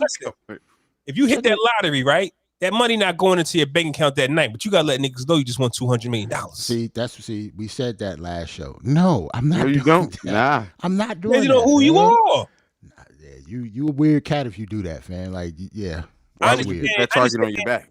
I understand the risk of it, but I also understand the power that it brings when you are the rich. You need to style on niggas. All right. So you got to style on niggas though? Like, yeah, I'm rich. I ain't got it right now, but yeah, I'm rich. Can BeanieSegal go to any bank right now and be like, yeah, Kanye said he owe me some bread, yo. Can I get like $500,000 line of credit real quick? It's not, but it's I named Yeezys, bro. I named Yeezys. That's But listen, it's not about stunting on the African American. It's about letting the women know who you are. That's what I'm saying. Maybe it's just me. You gotta let the women know I'm that guy right now. I don't care what the guys think. I'm just saying that I got 50 million coming. Get at me right now, because you might not see me once I leave this venue. Tell me you love me. But that might just be me. Might just be me. But BeanieSegal, I think an entire week after that, went to say, Kanye West doesn't owe me anything. It's already funny. Keep going. I'm sorry. Kanye West doesn't owe me anything. But if you bring a man fish, he eats for one day. You teach a man how to fish, he eats forever. That old line, that's bullshit. That old bullshit ass cake. I hate that fucking shit so much. BeanieSegal ain't write this. His publicist wrote. Somebody else wrote this. Nah, he said that shit before. I've heard that shit. That teach a man how to fish shit. That's an age old. He said that shit state property or some shit, bro. Yeah, it sounds. I heard that shit before, man. I heard that shit before. Saying it is state property is crazy. I heard that shit somewhere before. But 50 mil. Listen, there's not a business that I can show you today, Beanie, that you'll generate $50 million today. A lot. Here's my thing: $50 million is a lot of money. I think people are misunderstanding how much $50 million is. Also, when Jay-Z tried to give you the game, you hated the nigga. So you want Kanye West to give you the game. Yeah, at the time you did, y'all wasn't seeing eye to eye. Yeah, he tried. Now, don't get me wrong. I know you was young. That's going to be the excuse that we use. We all use our age when the game is given to us. They showed Beanie how to create his own label, right? His own clothing line. Them niggas wasn't that young either. I'm just saying that's what he going to try to use. It's not like they was teenagers and shit. Yeah, they was grown ass men, mid to late 20s, bro. Like grown ass men. I understand, but fresh out the streets, BeanieSegal couldn't leave the streets alone, right? Mm-hmm. So he wasn't really taking advice that was given to him. And then the Dipset coming to Rockefeller fucked them up. Like they didn't know how to handle that shit. Like they just didn't know how to handle adversity. Like, oh, who's these new niggas? You know what I'm saying? Like, oh, they won our spot. But BeanieSegal had first dibs on everything, though. You get what I'm saying? When Dame tried to give Camron, the president, said, no, we not doing that. Like Jay-Z actually shut shit down. I mean, don't get me wrong, Bleak had first dibs and everything, but of course Bleak didn't want it and it would go to Beans. So Beans had first dibs on a lot of stuff to put him in position. Beans, you one hit away, whatever. Like he got mad at that. I don't think Bleak didn't want it. I think Bleak didn't have it. Bleak tried. Don't put some respect on Bleak name. I think he wanted it. He just ain't had it. Why do we got to put respect on Bleak's name? Put some respect on Bleak name, bro. See, yeah, I ain't saying that. Okay, yeah. All right. I don't understand that part. Yeah. I ain't gonna say no. I ain't gonna say no more. Okay. Yo, Birdman actually went up to the Breakfast Club just so they can. I challenge you to disrespect me to my face. Yeah. I've never seen him. Folded his arms with some shades on. And said, I wish a nigga would say something. I'm right here. I'm right here. As hell, yo. And they didn't do nothing but shut up. And he left. You don't understand how powerful that was. Why you coming up on me? Why you ain't say nothing to Rick Ross or Trick Daddy? He said, I'm talking to you. That's what I'm saying. He said, you ain't Rick Ross or Trick Daddy. That's why. Yeah, you're not Rick Ross. I'm talking to you now. Like, that's the thing, though. And that's, I hate that as well. Like, if I'm talking to you, don't worry about why I ain't say nothing to that, man. You said, why you ain't say nothing to Rick Ross? Yeah. He said Rick that, Ross bro. isn't here. That's Rick Ross isn't here.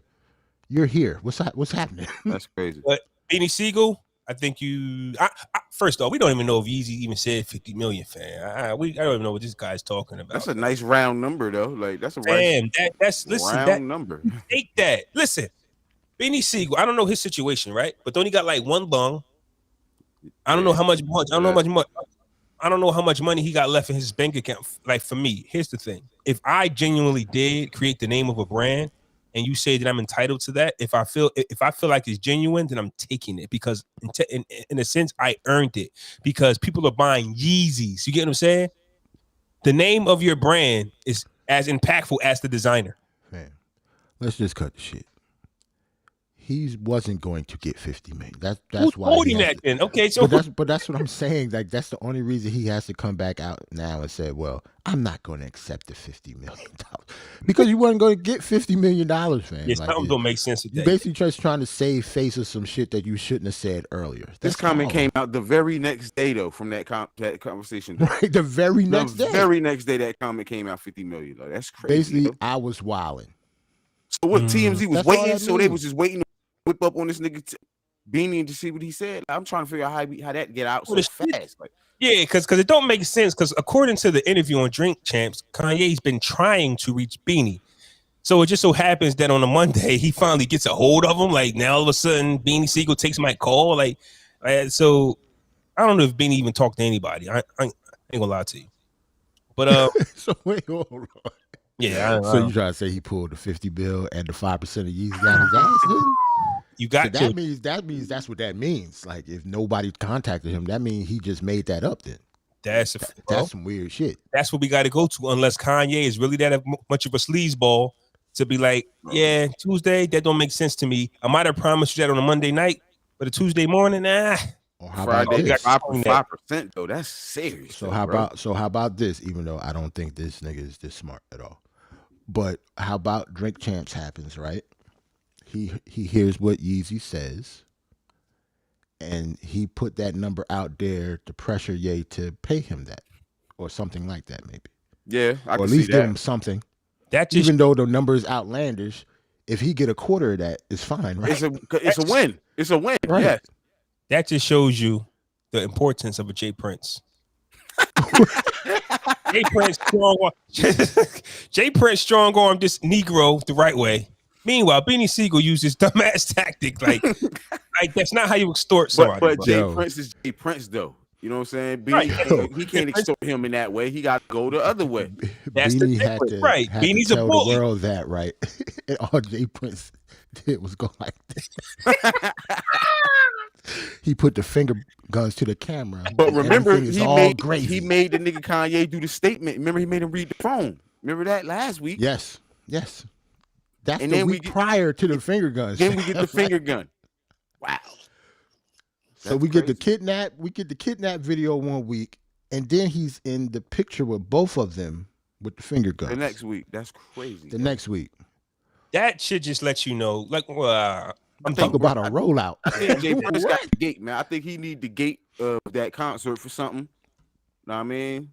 Whatever that number is going to be, I think he needs the gate. You know what I mean? They can keep the merch. They can keep the concession.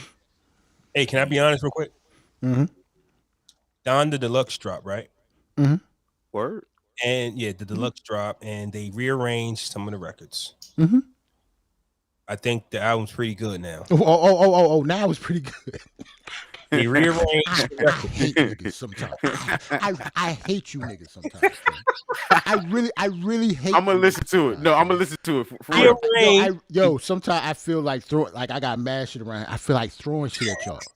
They rearranged some records. I told you that the music on that shit, some of that shit is phenomenal, Flaw. And for some reason, you just refuse to hear it. I'm going to listen to it. But it's how they structured the songs. Like they actually added the Andre 3000 record on there. He added a different record. So they for the most part, that shit is the same though. They didn't switch that much. Here's the thing though. My commute is like 20 minutes. So I only get to hear like the first 5 songs. So I haven't listened to the other 30. So far, not 30. but so far, yo, it's 32 tracks on this shit, yo. Nah, but the way he said it, like I heard the first 5, they was fire. Yeah. I don't know about the other 30. It's 32 tracks on this but shit. God that damn. commute that I get to listen to his records. I'm saying, if you can, just play that shit as loud as hell in your house, bro. It'll change your perspective of that album. I'm not saying this shit is something like some people saying it's like a masterpiece of shit like that. I'm not going that far, but it's not whack. Like it's some shit on there. Okay. I'm not saying every song is dope. I'm not saying every song is fire, but it's some fire shit on it. I'm going to check it out. That's all. So Ashanti decided to re-record. That's right, Ashanti. Yo, hold on, man. Like I gotta get the article down because I forgot all about this. Wow. Irv super mad, yo. We gotta talk about Irv, yo. Irv is wilding. He's pissed, yo. Hold on. Where's this shit at, man? That's his bread and butter. He can't give that at what Here he don't want to give it to her. That's crazy. Irv, like, listen, man, I don't do nothing else. Yeah, I don't got nothing else going on. You want to? I don't got nothing else going on. Hold on, I'm gonna get the article so you can actually read what he said if you wanted to. Hold on. Yeah. He talking about it's a art and all that. They created art and shit. Yeah, bitch heard what he said, man. Here we go. Fuck out of here, man. Oh shit, I can't see that. Oh, you can't? Yeah, I You can't got see to that. blow that up. And I can't blow it up though. That's the crazy part. But anyways, IrvGotti's pissed off that Ashanti's re-recording classical music that they made together. He owns the publishing for those records. He owns the publishing for those records. And I actually sent to the group a clip of, not a clip, but an article of Taylor Swift. Taylor Swift. I forgot what radio station or what platform, but they're only going to play her re-recorded music, meaning that she's now going to get the benefit of those songs. That's how it works, right? Right. Like you own the publishing to the original work, but once you re-record them, so I guess we're now seeing the strength of streaming, because you can say to yourself, well, what? How does streaming benefit artists if they're only getting pennies on the dollar for it? Like literally pennies on the dollar. No, it's actually less than pennies. Yes, less than pennies. So now when you don't even own your publishing and you don't own such and such, you don't own this and that, this and the third, like how does streaming benefit artists? Though they go on tour, they do shows. But now we're actually seeing the power of streaming as to where, like Ashanti, if you are a fan of her original work, you can actually stream the latest version of that and not the old version, as to where, IrvGotti would still collect checks, which I think that's fair. And I think that if it's I'm agreeing with you. If there is a what's the thing that they use? If there is, any glimpse, any situation as to where you can actually go around the rules and it's not illegal, I'm all here for it, especially if it's for the artist. I'm here for the artist, man. Like IrvGotti is living good. We had this conversation a lot, fam. Executives that invest in you, they should not be able to eat off you forever, fam. That's just the way I feel. Puffy. Like he the only one. All of them. every nigga that own a label does. Like Birdman, forever, fam. It's like, yo, it's done. Like, why isn't IrvGotti creating Murder Inc. 2? Like, why isn't he still working? Like, because you can't. It's over. He can't have no label, or because he's just trash. I'm just saying, it's part of that. Said make another Hove, right? Okay. Did Dame make another one? No. No, he did. That's kind of my point. Like they can't. It's the people with the talent, right? That like Irv don't got the musical talent to do nothing else. Like what you say? Think about all the songs he produced, bro. They were samples, bro, of already used samples, though. Like Foolish, the biggest one she had. Big already did that. Puff already did that years and before. And plus, did he actually produce that though? I think the nigga 7 did it. Yeah. 7 of Really's did that shit. I think. I don't even think he produced that. Like he executive produced it, but I think I don't want to diss Irv saying that he don't know nothing about music. I'm just saying that he does. But yeah, he definitely does, but he don't know enough to make another star. I think he owns some talent shit. I think IrvGotti name. What he said. Can you see that one? Yeah. Can you see this? Okay, Angie Martinez, because I think Ashanti was on Angie Martinez, so he wanted to answer Angie Martinez. Just for super clarity, I own all those great Ashanti albums, Angie. I own the masters. I produce all of those great Ashanti albums. So there go your answer. I produced them. Fuck 7. Okay. What she is trying to do is re-record those great records and put them out on her label. She can do this under the cover laws, which is what I was saying. If there's something that allows them to do it, go ahead. But she is basically trying to fuck me out of my masters and make people decide which album to listen to or stream. His master. Along with that, hoping her loyal fans will choose her version. But hey, I stand on the magic that was created, and I want to see her duplicate that magic. It's effed up, really, but such is life. Tales coming top of the year. Oh, that's his TV series. Yeah. Is it a hit? I heard it was a. He hasn't done this in a few years, so I haven't seen it, but I heard Tales was actually good. Yeah, Tales is about him.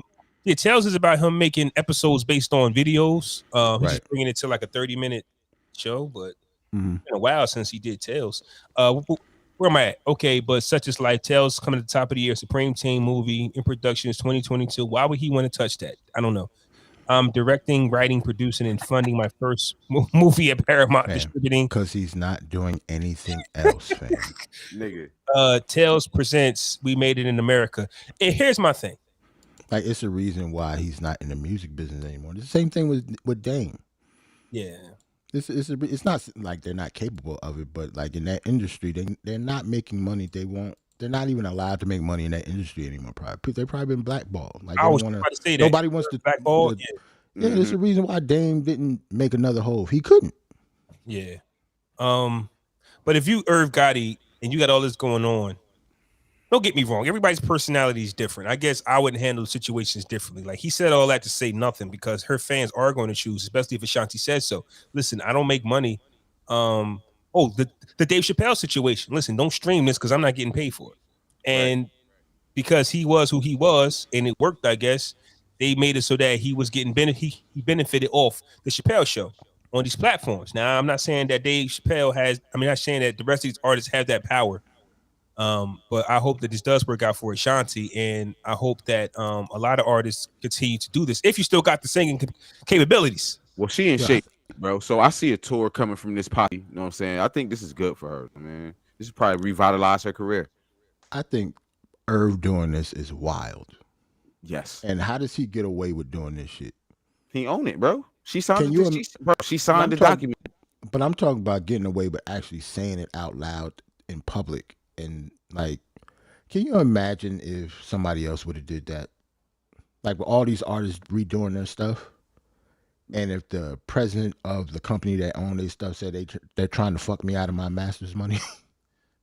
And you want to know something that's crazy? That'd be weird as hell, fam. Like, we've never heard the company that owns the masters that the artists don't own, like they own the artists. We've never heard that before. Yeah. Columbia Records, so Def Jam Records doesn't say we own your master, shut the fuck up. They don't say right. And you fucking us up out of our money by re-rapping your raps, nigga. Like, that's weird. Like, right. Because if there's some business to be had as a businessman, you handle the business. Like, let Ashanti do her rollout on Angie Martinez, but you're a business. You're not supposed to respond to her.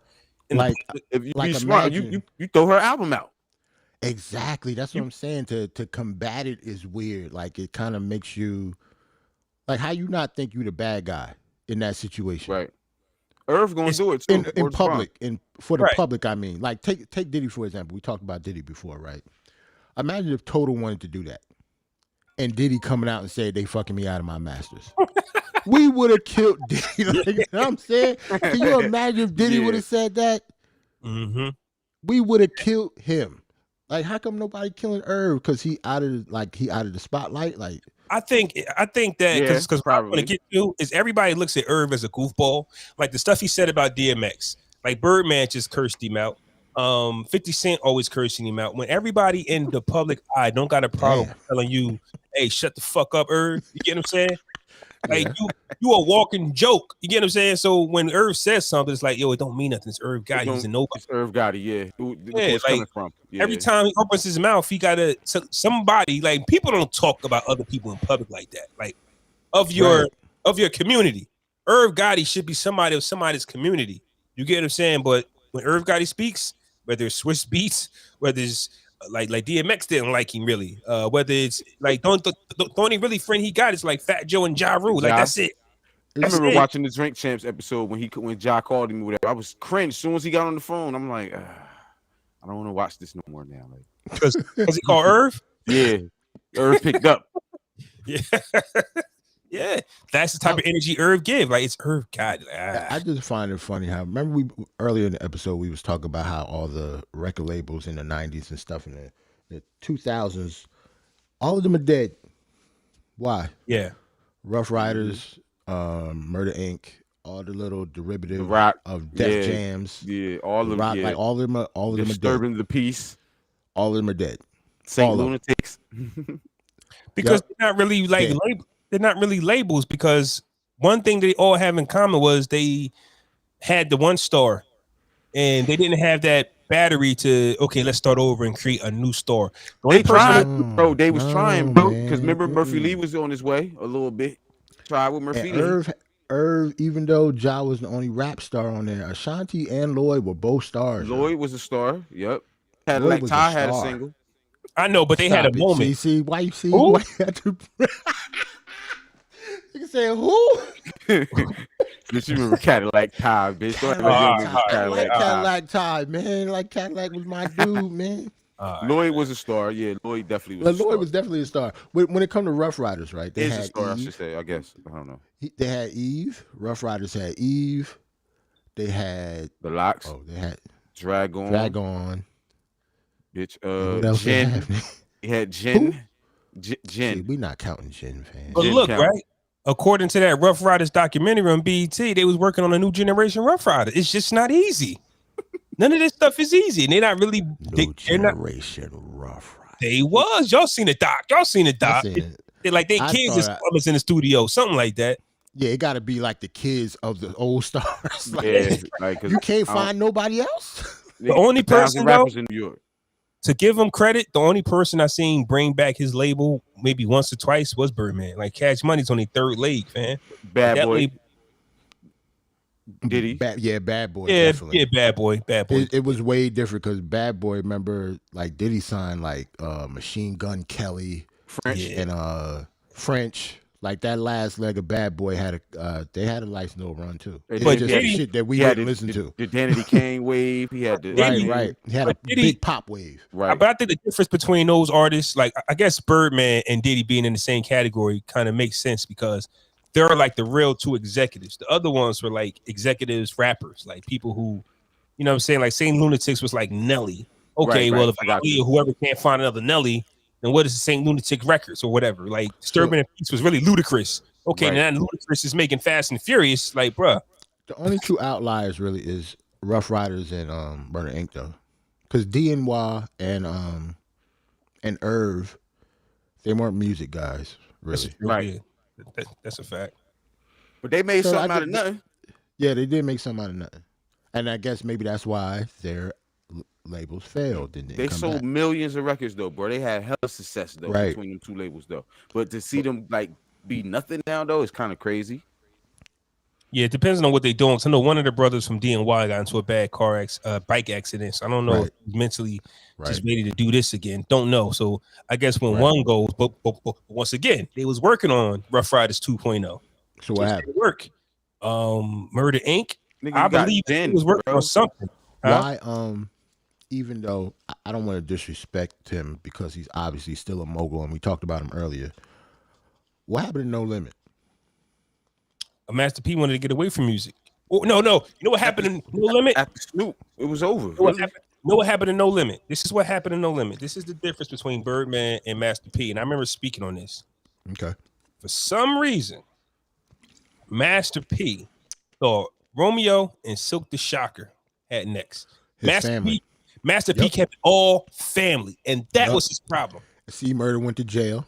Murder was one of them dudes too. Instead of Master P looking for talent, Mystical was a star over there. He wasn't signed to No Limit when he went Shake to jail too. Went to jail. Mystical went to jail. When Shake Your Ass came out, that he went to jail. Then he came home. He wasn't on No Limit no more. Something like that, yeah. Yeah, Mystical went in twice, and it was rape charges. You know what I'm saying? Like Mystical was that down. second one. You got to think about Mystical went to jail. Snoop left. Murder went to jail. Snoop left. So it was just Silk the Shocker, Romeo, Mr. Magic. Like these dudes wasn't going to carry. Yeah, they weren't going to carry No Limit, but he didn't. Birdman got, well, I wouldn't say Birdman. What saved Birdman was Nicki Wayne and Drake. getting Drake and Nicki. Well, wait. Because Wayne was going ham though. He was going ham before them. It was Birdman. Birdman who put the battery in his back. Wayne. President of Cash Money. You're right. Because I remember watching Rap City and Wayne was styling, and Wayne thought he was done. Birdman said, "Nah, he ain't done. Get back in there, little one." So like, Birdman definitely deserved credit for Nicki and Drake. You're right. I would say that because if he didn't make Wayne hot, then Drake wouldn't have been. I mean, it wouldn't have meant anything. Right. Drake would have went to like Def Jam or some shit. Yeah. Because that was a huge. They didn't have a bid at that point. Right. Yep. So I do give Birdman that credit for doing that. But Master P, first off, Master P wanted to play basketball. Master P wanted to make movies. Like Master P wanted to do a million other things besides music as well. He made movies and shit like that. Yeah.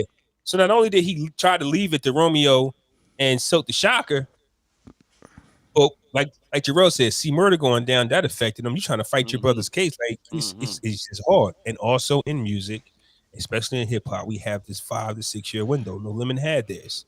Disturbing the peace. Luda started making movies. He started making. And So you gotta think What about about G-Unit though, bro? Like, cause they probably Disturbing the Peace, Shawn left. you gotta think about how big I-20 wasn't really that guy. But think about how big 2 Chainz is now. Luda wouldn't have left 2 Chainz. Like, he wouldn't have got rid of 2 Chainz when he was Titty Boy so easily. Right. If he would have knew he was capable of doing this.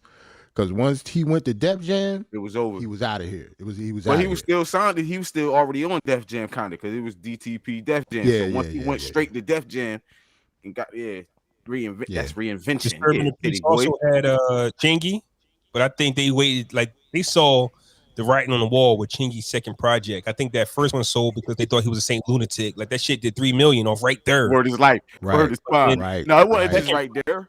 One call away. That was kind of dope. He had a couple joints. Like, Holiday got like, Chingy got like a 5-pack. Kill somebody in a 3 or 5-pack. Yeah, 3 or 5 knock your head off. He get busy in them. He give you 3, nice 3. Nice. But then that second album, knock your head off in a 3-pack, yo. On that second album, I think Ludacris might have saw that magic was over. But what you were saying about G? No, I'm just saying this was probably the best example of everybody having success at one point, and then just everybody just fell off. Like, I don't understand that, bro. They could have got Olivia off a little more. I thought she was more talented than what she produced. To be honest, 50 said them niggas was lazy, bro. I believe it. You know what I mean? He said them niggas was lazy though. Well, with 50, like, he like got the best work ethic ever. So a lot of niggas gonna seem lazy to him. Banks went double platinum out the gate. Well, not out the gate, but he went double platinum. Butt was platinum. Then Yayo came home. It was over. Game went platinum 5 times.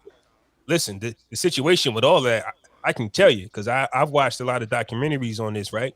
Well, according to Prodigy's book and according to a lot of other sources, after Lloyd Banks did the 2 million off the joint, his mother or pops passed. And 50 Cent just wasn't that motivational, like that good of a leader vocally. Yeah. Because 50 lost his mother and didn't know his dad, so 50 couldn't understand why he didn't give a fuck. He didn't understand why Banks couldn't work. Their relationship strained because 50 wasn't the guy to talk to for moral support like that. It's like, now we got to get to work. Like, yo, my people passed, and him and Banks had a falling out for that. Of course, we know about the game and shit. Like, had a falling out with that. Hey, yo, if my mom passed and you say when you gonna get in the studio, I might tell you, man, listen. Yeah. I might can't beat you, but I'm going to fight you next time I see you. Like, I'm gonna just jump on you. Word on the street is Banks. You don't do that, man. That's crazy. Banks beat his ass in high school. I can see that. They said Banks beat his ass when he was kids. Yeah, I think that's it's different when they kids though. Yeah, Banks beat up when he was young. That's different when they was like 12 though. Different when I get shot 9 times now, nigga. It's over now, bitch. I mean, after I got shot 9 times, I'm gonna get it. You can't beat me no more. Fight no more. You can't beat me no more, bro. It's over. That was before boot camp, juvenile prison, and I went to a boxing class. But Banks did pause. Let the record show. Yo, hold on though. Hold on. Yo, signing a nigga that whooped your ass in middle school. Hey, if I'm 50, I'm like, yo, I wish you would right now. Yo, fam. Say something. That's I'm smart. not signing 50 know he got nothing. Signing nobody that beat me up, fam. Nah, it's cool, bro, because I'm 50 Cent now, bro. I was boo-booed in, cool. Bro. I wish he that shows you 50 don't got no ego, really. Yeah. To sign somebody that whooped your ass when you was little? That's the word on the street. You know how niggas are, though? Yeah. Listen, Queens niggas, yeah. Word is life. Yeah, that's what I'm saying. That don't like that. That's like for life, nigga. Like, fuck you forever. If you didn't hear the story of Lloyd Banks whooping 50 ass, you heard it first on Barz and Shotz, bro. Yeah, 50 Banks. I'm about to say, because I don't remember that. I don't know that. Recall that story, bro. That's story. Hey, yo, Flaw just be talking. No, fam. I be knowing my shit, fam. That shit happened. They was young. They was wild kids, man. Who told that story? Bangum told that story. Nah, they ain't. Bangum Smurf. Here's the thing, though. Yo, fam. Because here's another thing that people listen. If you I'm hold on though. We didn't name Bangum Smurf on this show. I'm ready to get the song. We got show's over, nigga. We talk about Bangum Smurf. Hey, but look, right now we gonna talk about J Hood stories and shit. Nah, I'm gonna do you one better. Tony Yayo, right? Show's over. Hey, Show's over. Thank you everybody in the chat for coming. We talk about anything now. But Banks and Tony Yayo are the two close ones. So that's where you can get Banks in the unit because it's really it's 50 Yayo. I thought 50 and Yayo was the closest. No, yeah, they cool. Banks and Yayo 50 and Yayo was the closest, but Banks and Yayo are the two closest, like in G Unit. It's not okay. It's like, I got you. Yeah, Banks, my man. Nah, Yayo and like I got it. Yayo brought. So basically, Yayo is the glue to keep 50 and Banks together. He the glue, right? All right, yeah. Because he like the older uncle. That's why. Yeah. And if you going double platinum with the bars and I need an artist, I'm definitely going to do that. Just like Roland said, too many MCs try to be executives. Yes. Tony Yayo being the uncle, right? You know how many times he probably say, fellas, don't, you young fellas better not fuck this bread up. Word. Yayo seemed like he was 40 years old when G Unit started. But you would think that Yayo was like the executive because he's the one that did the least. You get what I'm saying? Like he's the one old. He was old. Man, just call it what it is. That nigga looked like they uncle. Everybody thought he was 50 uncle. That's a fact. To be honest, they thought he was related because they were so close. Mm-hmm. What you about to say, Ant? Nah, I was gonna say, man, I'm in regards to Tony Yayo's album, man, he got mad good joints, and I don't understand why the rest of the production unit didn't get them. Yeah, I didn't understand why the rest of the unit didn't get them joints, bro. Like, get it, trying to get this nigga off, but I don't want to hear this nigga on Curious. And matter of fact, if we talk about production, one of the best produced albums on G Unit was Young Buck first album. Word is Life. That Buck first album. Young Buck first album is nice, like nice. Even if straight out of Cashville, that album. Just listen to the production. Just listen to the music. They did they thing. For me, even though A Hunger for More was the most, as far as G Unit artists, but the Rotten Apple was my shit though for Lloyd Banks. That's nice. I can listen to that. It wasn't a bad album. I don't know if I agree with you, but it wasn't bad though. I liked it. Yeah, G Unit had a nice little run. But I don't even count game shit. Yeah, you don't count games. Count game. Yeah. Me neither. I have no idea. That's not a G Unit album, but you know what I mean. No. That documentary album was so it's fire, so, bro. Yeah, but till this day, there's so many stories on how it was made. Did he take 50 songs? It was all 50 beats. Yeah, that shit crazy. You know why? Because that nigga Game he didn't know how to really make a song at that point, bro. He just knew how to rap. Like, I'm just saying, it's like sometimes we'll shit on 50 for not putting out, classic projects after the first. He gave this nigga all his beats. If you put all your classic beats on somebody else's album, he gave me the same thing. Game said he found the How We Do on the hard drive, bro, by mistake. You know what I always tell people? That's what he said, mistake. Bro. He said he found it by mistake, yo. He said he seen the joint on there. This back in the day. He said he seen the little tape shit on there. Said Fresh 88 on there. He put it on there, and this How We Do came on there. He said he had the whole shit, his verses on there. 50 came in there, heard it, and put the hook on it, and that's how We Do got it here. Wow. But I didn't know that was 50 song first though. Y'all telling me that was 50 song first? Yes, all of that. All the Dr. Dre sound like. All the Dr. Dre songs on there that 50 got. That's why, to be honest, they sound like 50 Cent songs. Wow. They do. All that stuff sounds like it could have been with like In the Club and stuff. Because remember, Dr. Dre's issue was he didn't know what to do with him. It was just like he's a dope rapper, but he can't put together songs. 50, can you help him? Yeah. Enough said. Like, so remember, Game was just bars. He was just spitting if Game says 50 didn't help me, that's a lie because that's why he was brought in to help you. Because Dre couldn't help you. That's saying that is a complete lie. He said only like 2 songs. Bitch, 50 on like 3 songs. 50's on like 3 songs on that album, right? But it's not the ones that he's on though. Some of those other beats that Game is just on by himself were fit like Running. Remember Running? Yeah, yeah. That is not a Game. That sounds like a 50 Cent song. Shout out to High Tech. We don't talk about him a lot either. He nasty. That sounds like it could have been on Get Rich or Die Trying, though. Yeah, that's what I tell people. I thought I tell people like this. If you listen to the Get Rich or Die Trying soundtrack, some Game shit and some of Banks stuff, you got another. Sounds the same. You got another ass album for 50 Cent if he kept his stuff. So I be trying to tell this about as much as we give him his flowers, and people say he's a genius or whatever, right? Can you imagine if Kanye West would have kept most of his shit? Yes. Do you know the beats that he gave other people? Yeah. All the hits that he gave. Imagine, since he is a rapper himself, imagine if he would have kept all of them. How hard? Yeah. That nigga would have been like the Because greatest he rapper was of all time. like he went on like a 2 or 3 year run where he was just giving niggas beats, bro. Like giving people slaps. Well, I ain't saying like, giving them. You know what I mean, he was everybody was getting the Kanye beat though. Like, and not just rappers, like R&B too. Like Monica, he giving Brandy and Brandy. Yeah, Monica and Brandy songs. Like, Alicia, she got one. Right. Yeah, just like Roland said, rappers getting other rappers' songs, music is nothing new. We talked about that before. How the Get Rich or Die Trying album was really Rakim's album. Like a lot of those beats was Rakim. He just couldn't, you know what I mean, get with it. But it's not like Rakim left bars on there for 50. It was just beats. That's the difference between the game and 50 and Rakim. 50 had his whole shit on there, and Game just took it off and just, you know what I'm saying, replaced 50. Because how you go from Dre saying he can't make a record to now you got a song and you got the whole hook ready? Nah, my guy, it don't work that way. I don't know, man. That first Game album to me is probably his. I don't know.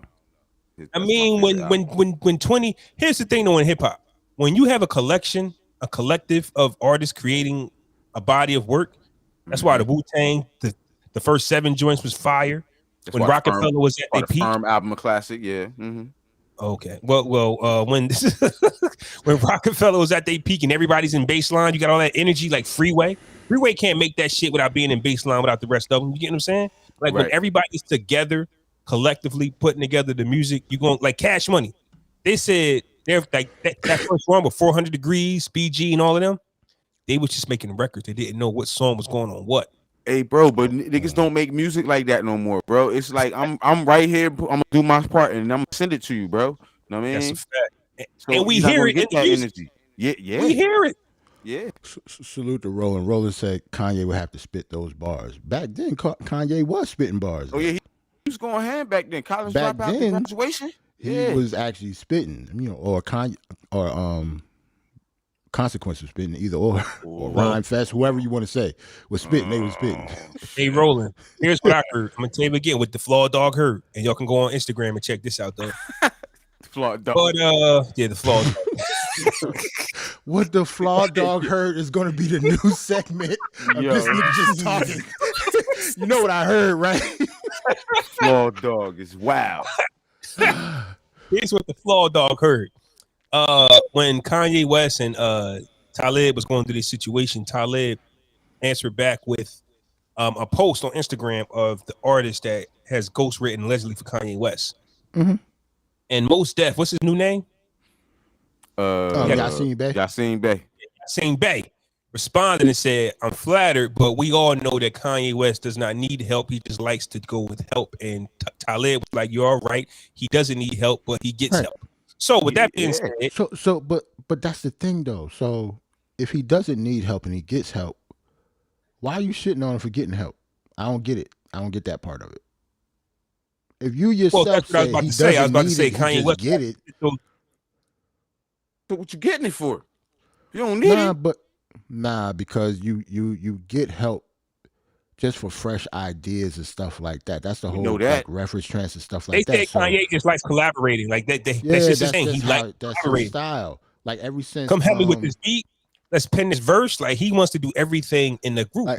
Like if you notice, ever since like his production style changed a little bit, right? Honestly, a lot of it from album to album. Yeah, but it really switched between the first album and the second.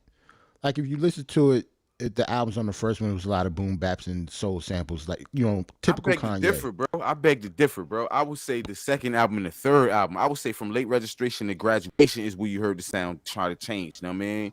Where songs like Good Life and shit like that, you know what I'm saying? Nah, but when you listen to like Flashing Lights, Late Registration don't sound nothing like the first album though.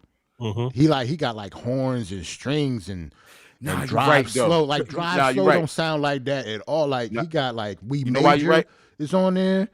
Like that don't sound like shit off the first album at all. Nigga, they came like, out with the album Late Orchestration, bitch, where they had the motherfuckers. Right. Yeah, I get it. Exactly. He had orchestras and stuff in Late Registration. Yeah. Like it was all samples on the first album. The second album was a little different. And like you said, the third album was nuts. Like when Graduation, like then 808 and Heartbeats, he changes every time. It was over after that. I was But the collaboration part is the second album on. You can tell. Right. Like you can tell he wasn't doing everything. People can't do that by themselves. Mm-hmm. Can't do that. So when people make jokes like, but the answer rolling, we say Kanye would have to spit those bars though. Basically, I'm saying that he can write his own bars. Like we watched him freestyle on the Drink Champs. Right. So he can rap. He just chooses to collaborate with guys. And what I'm saying with the music, imagine think of the stuff that he gave away. Like Alicia Keys, You Don't Call My Name. You think he couldn't have kept that from himself? Nah, Lucifer, like you seen on Fade to Black, like Jay was spitting his shit. Know what I mean, man? It's a lot of stuff that he could have really kept. Like at the time, he was big enough to keep for himself, and they would have been hits for himself. Should we keep that blueprint? Half of that blueprint. He wasn't big enough for Blueprint. You got to get that blueprint. You got to give away Blueprint. But after that first album came out, Kanye was golden. Like he could have kept everything. You know what? Blueprint did come out way before his solo drop. Right. Okay. Way before. 3 years. 3 years. Once he dropped like Jesus Walks, it was a rap. Yeah. To the moon. Rap after Jesus Walks. Yeah, it was to the moon after that. Yeah. He could have did anything he wanted to after Jesus Walks. Because it worked. And he told niggas it was going to work. And it worked. I think he was just producing so much and so much fire was coming out. He was probably getting paid so much money to giving it out. He just gave it away. Not give it away because he obviously, bought it, but he could have kept a lot of that stuff, bro. He could have. All right, y'all ready to get out of here and play some records? Yeah, man. Salute to everybody in the chat, especially Roland. I think he was the only one today. Salute, Roland. We'll holler at you. Roland, hit that like button on YouTube. Yeah, man. Hit the like button. Hold on. Let me get my little graphic up here. Hold on, man. I'll be fronting on the video aspect of it. Smash that like button. Subscribe to the YouTube channel.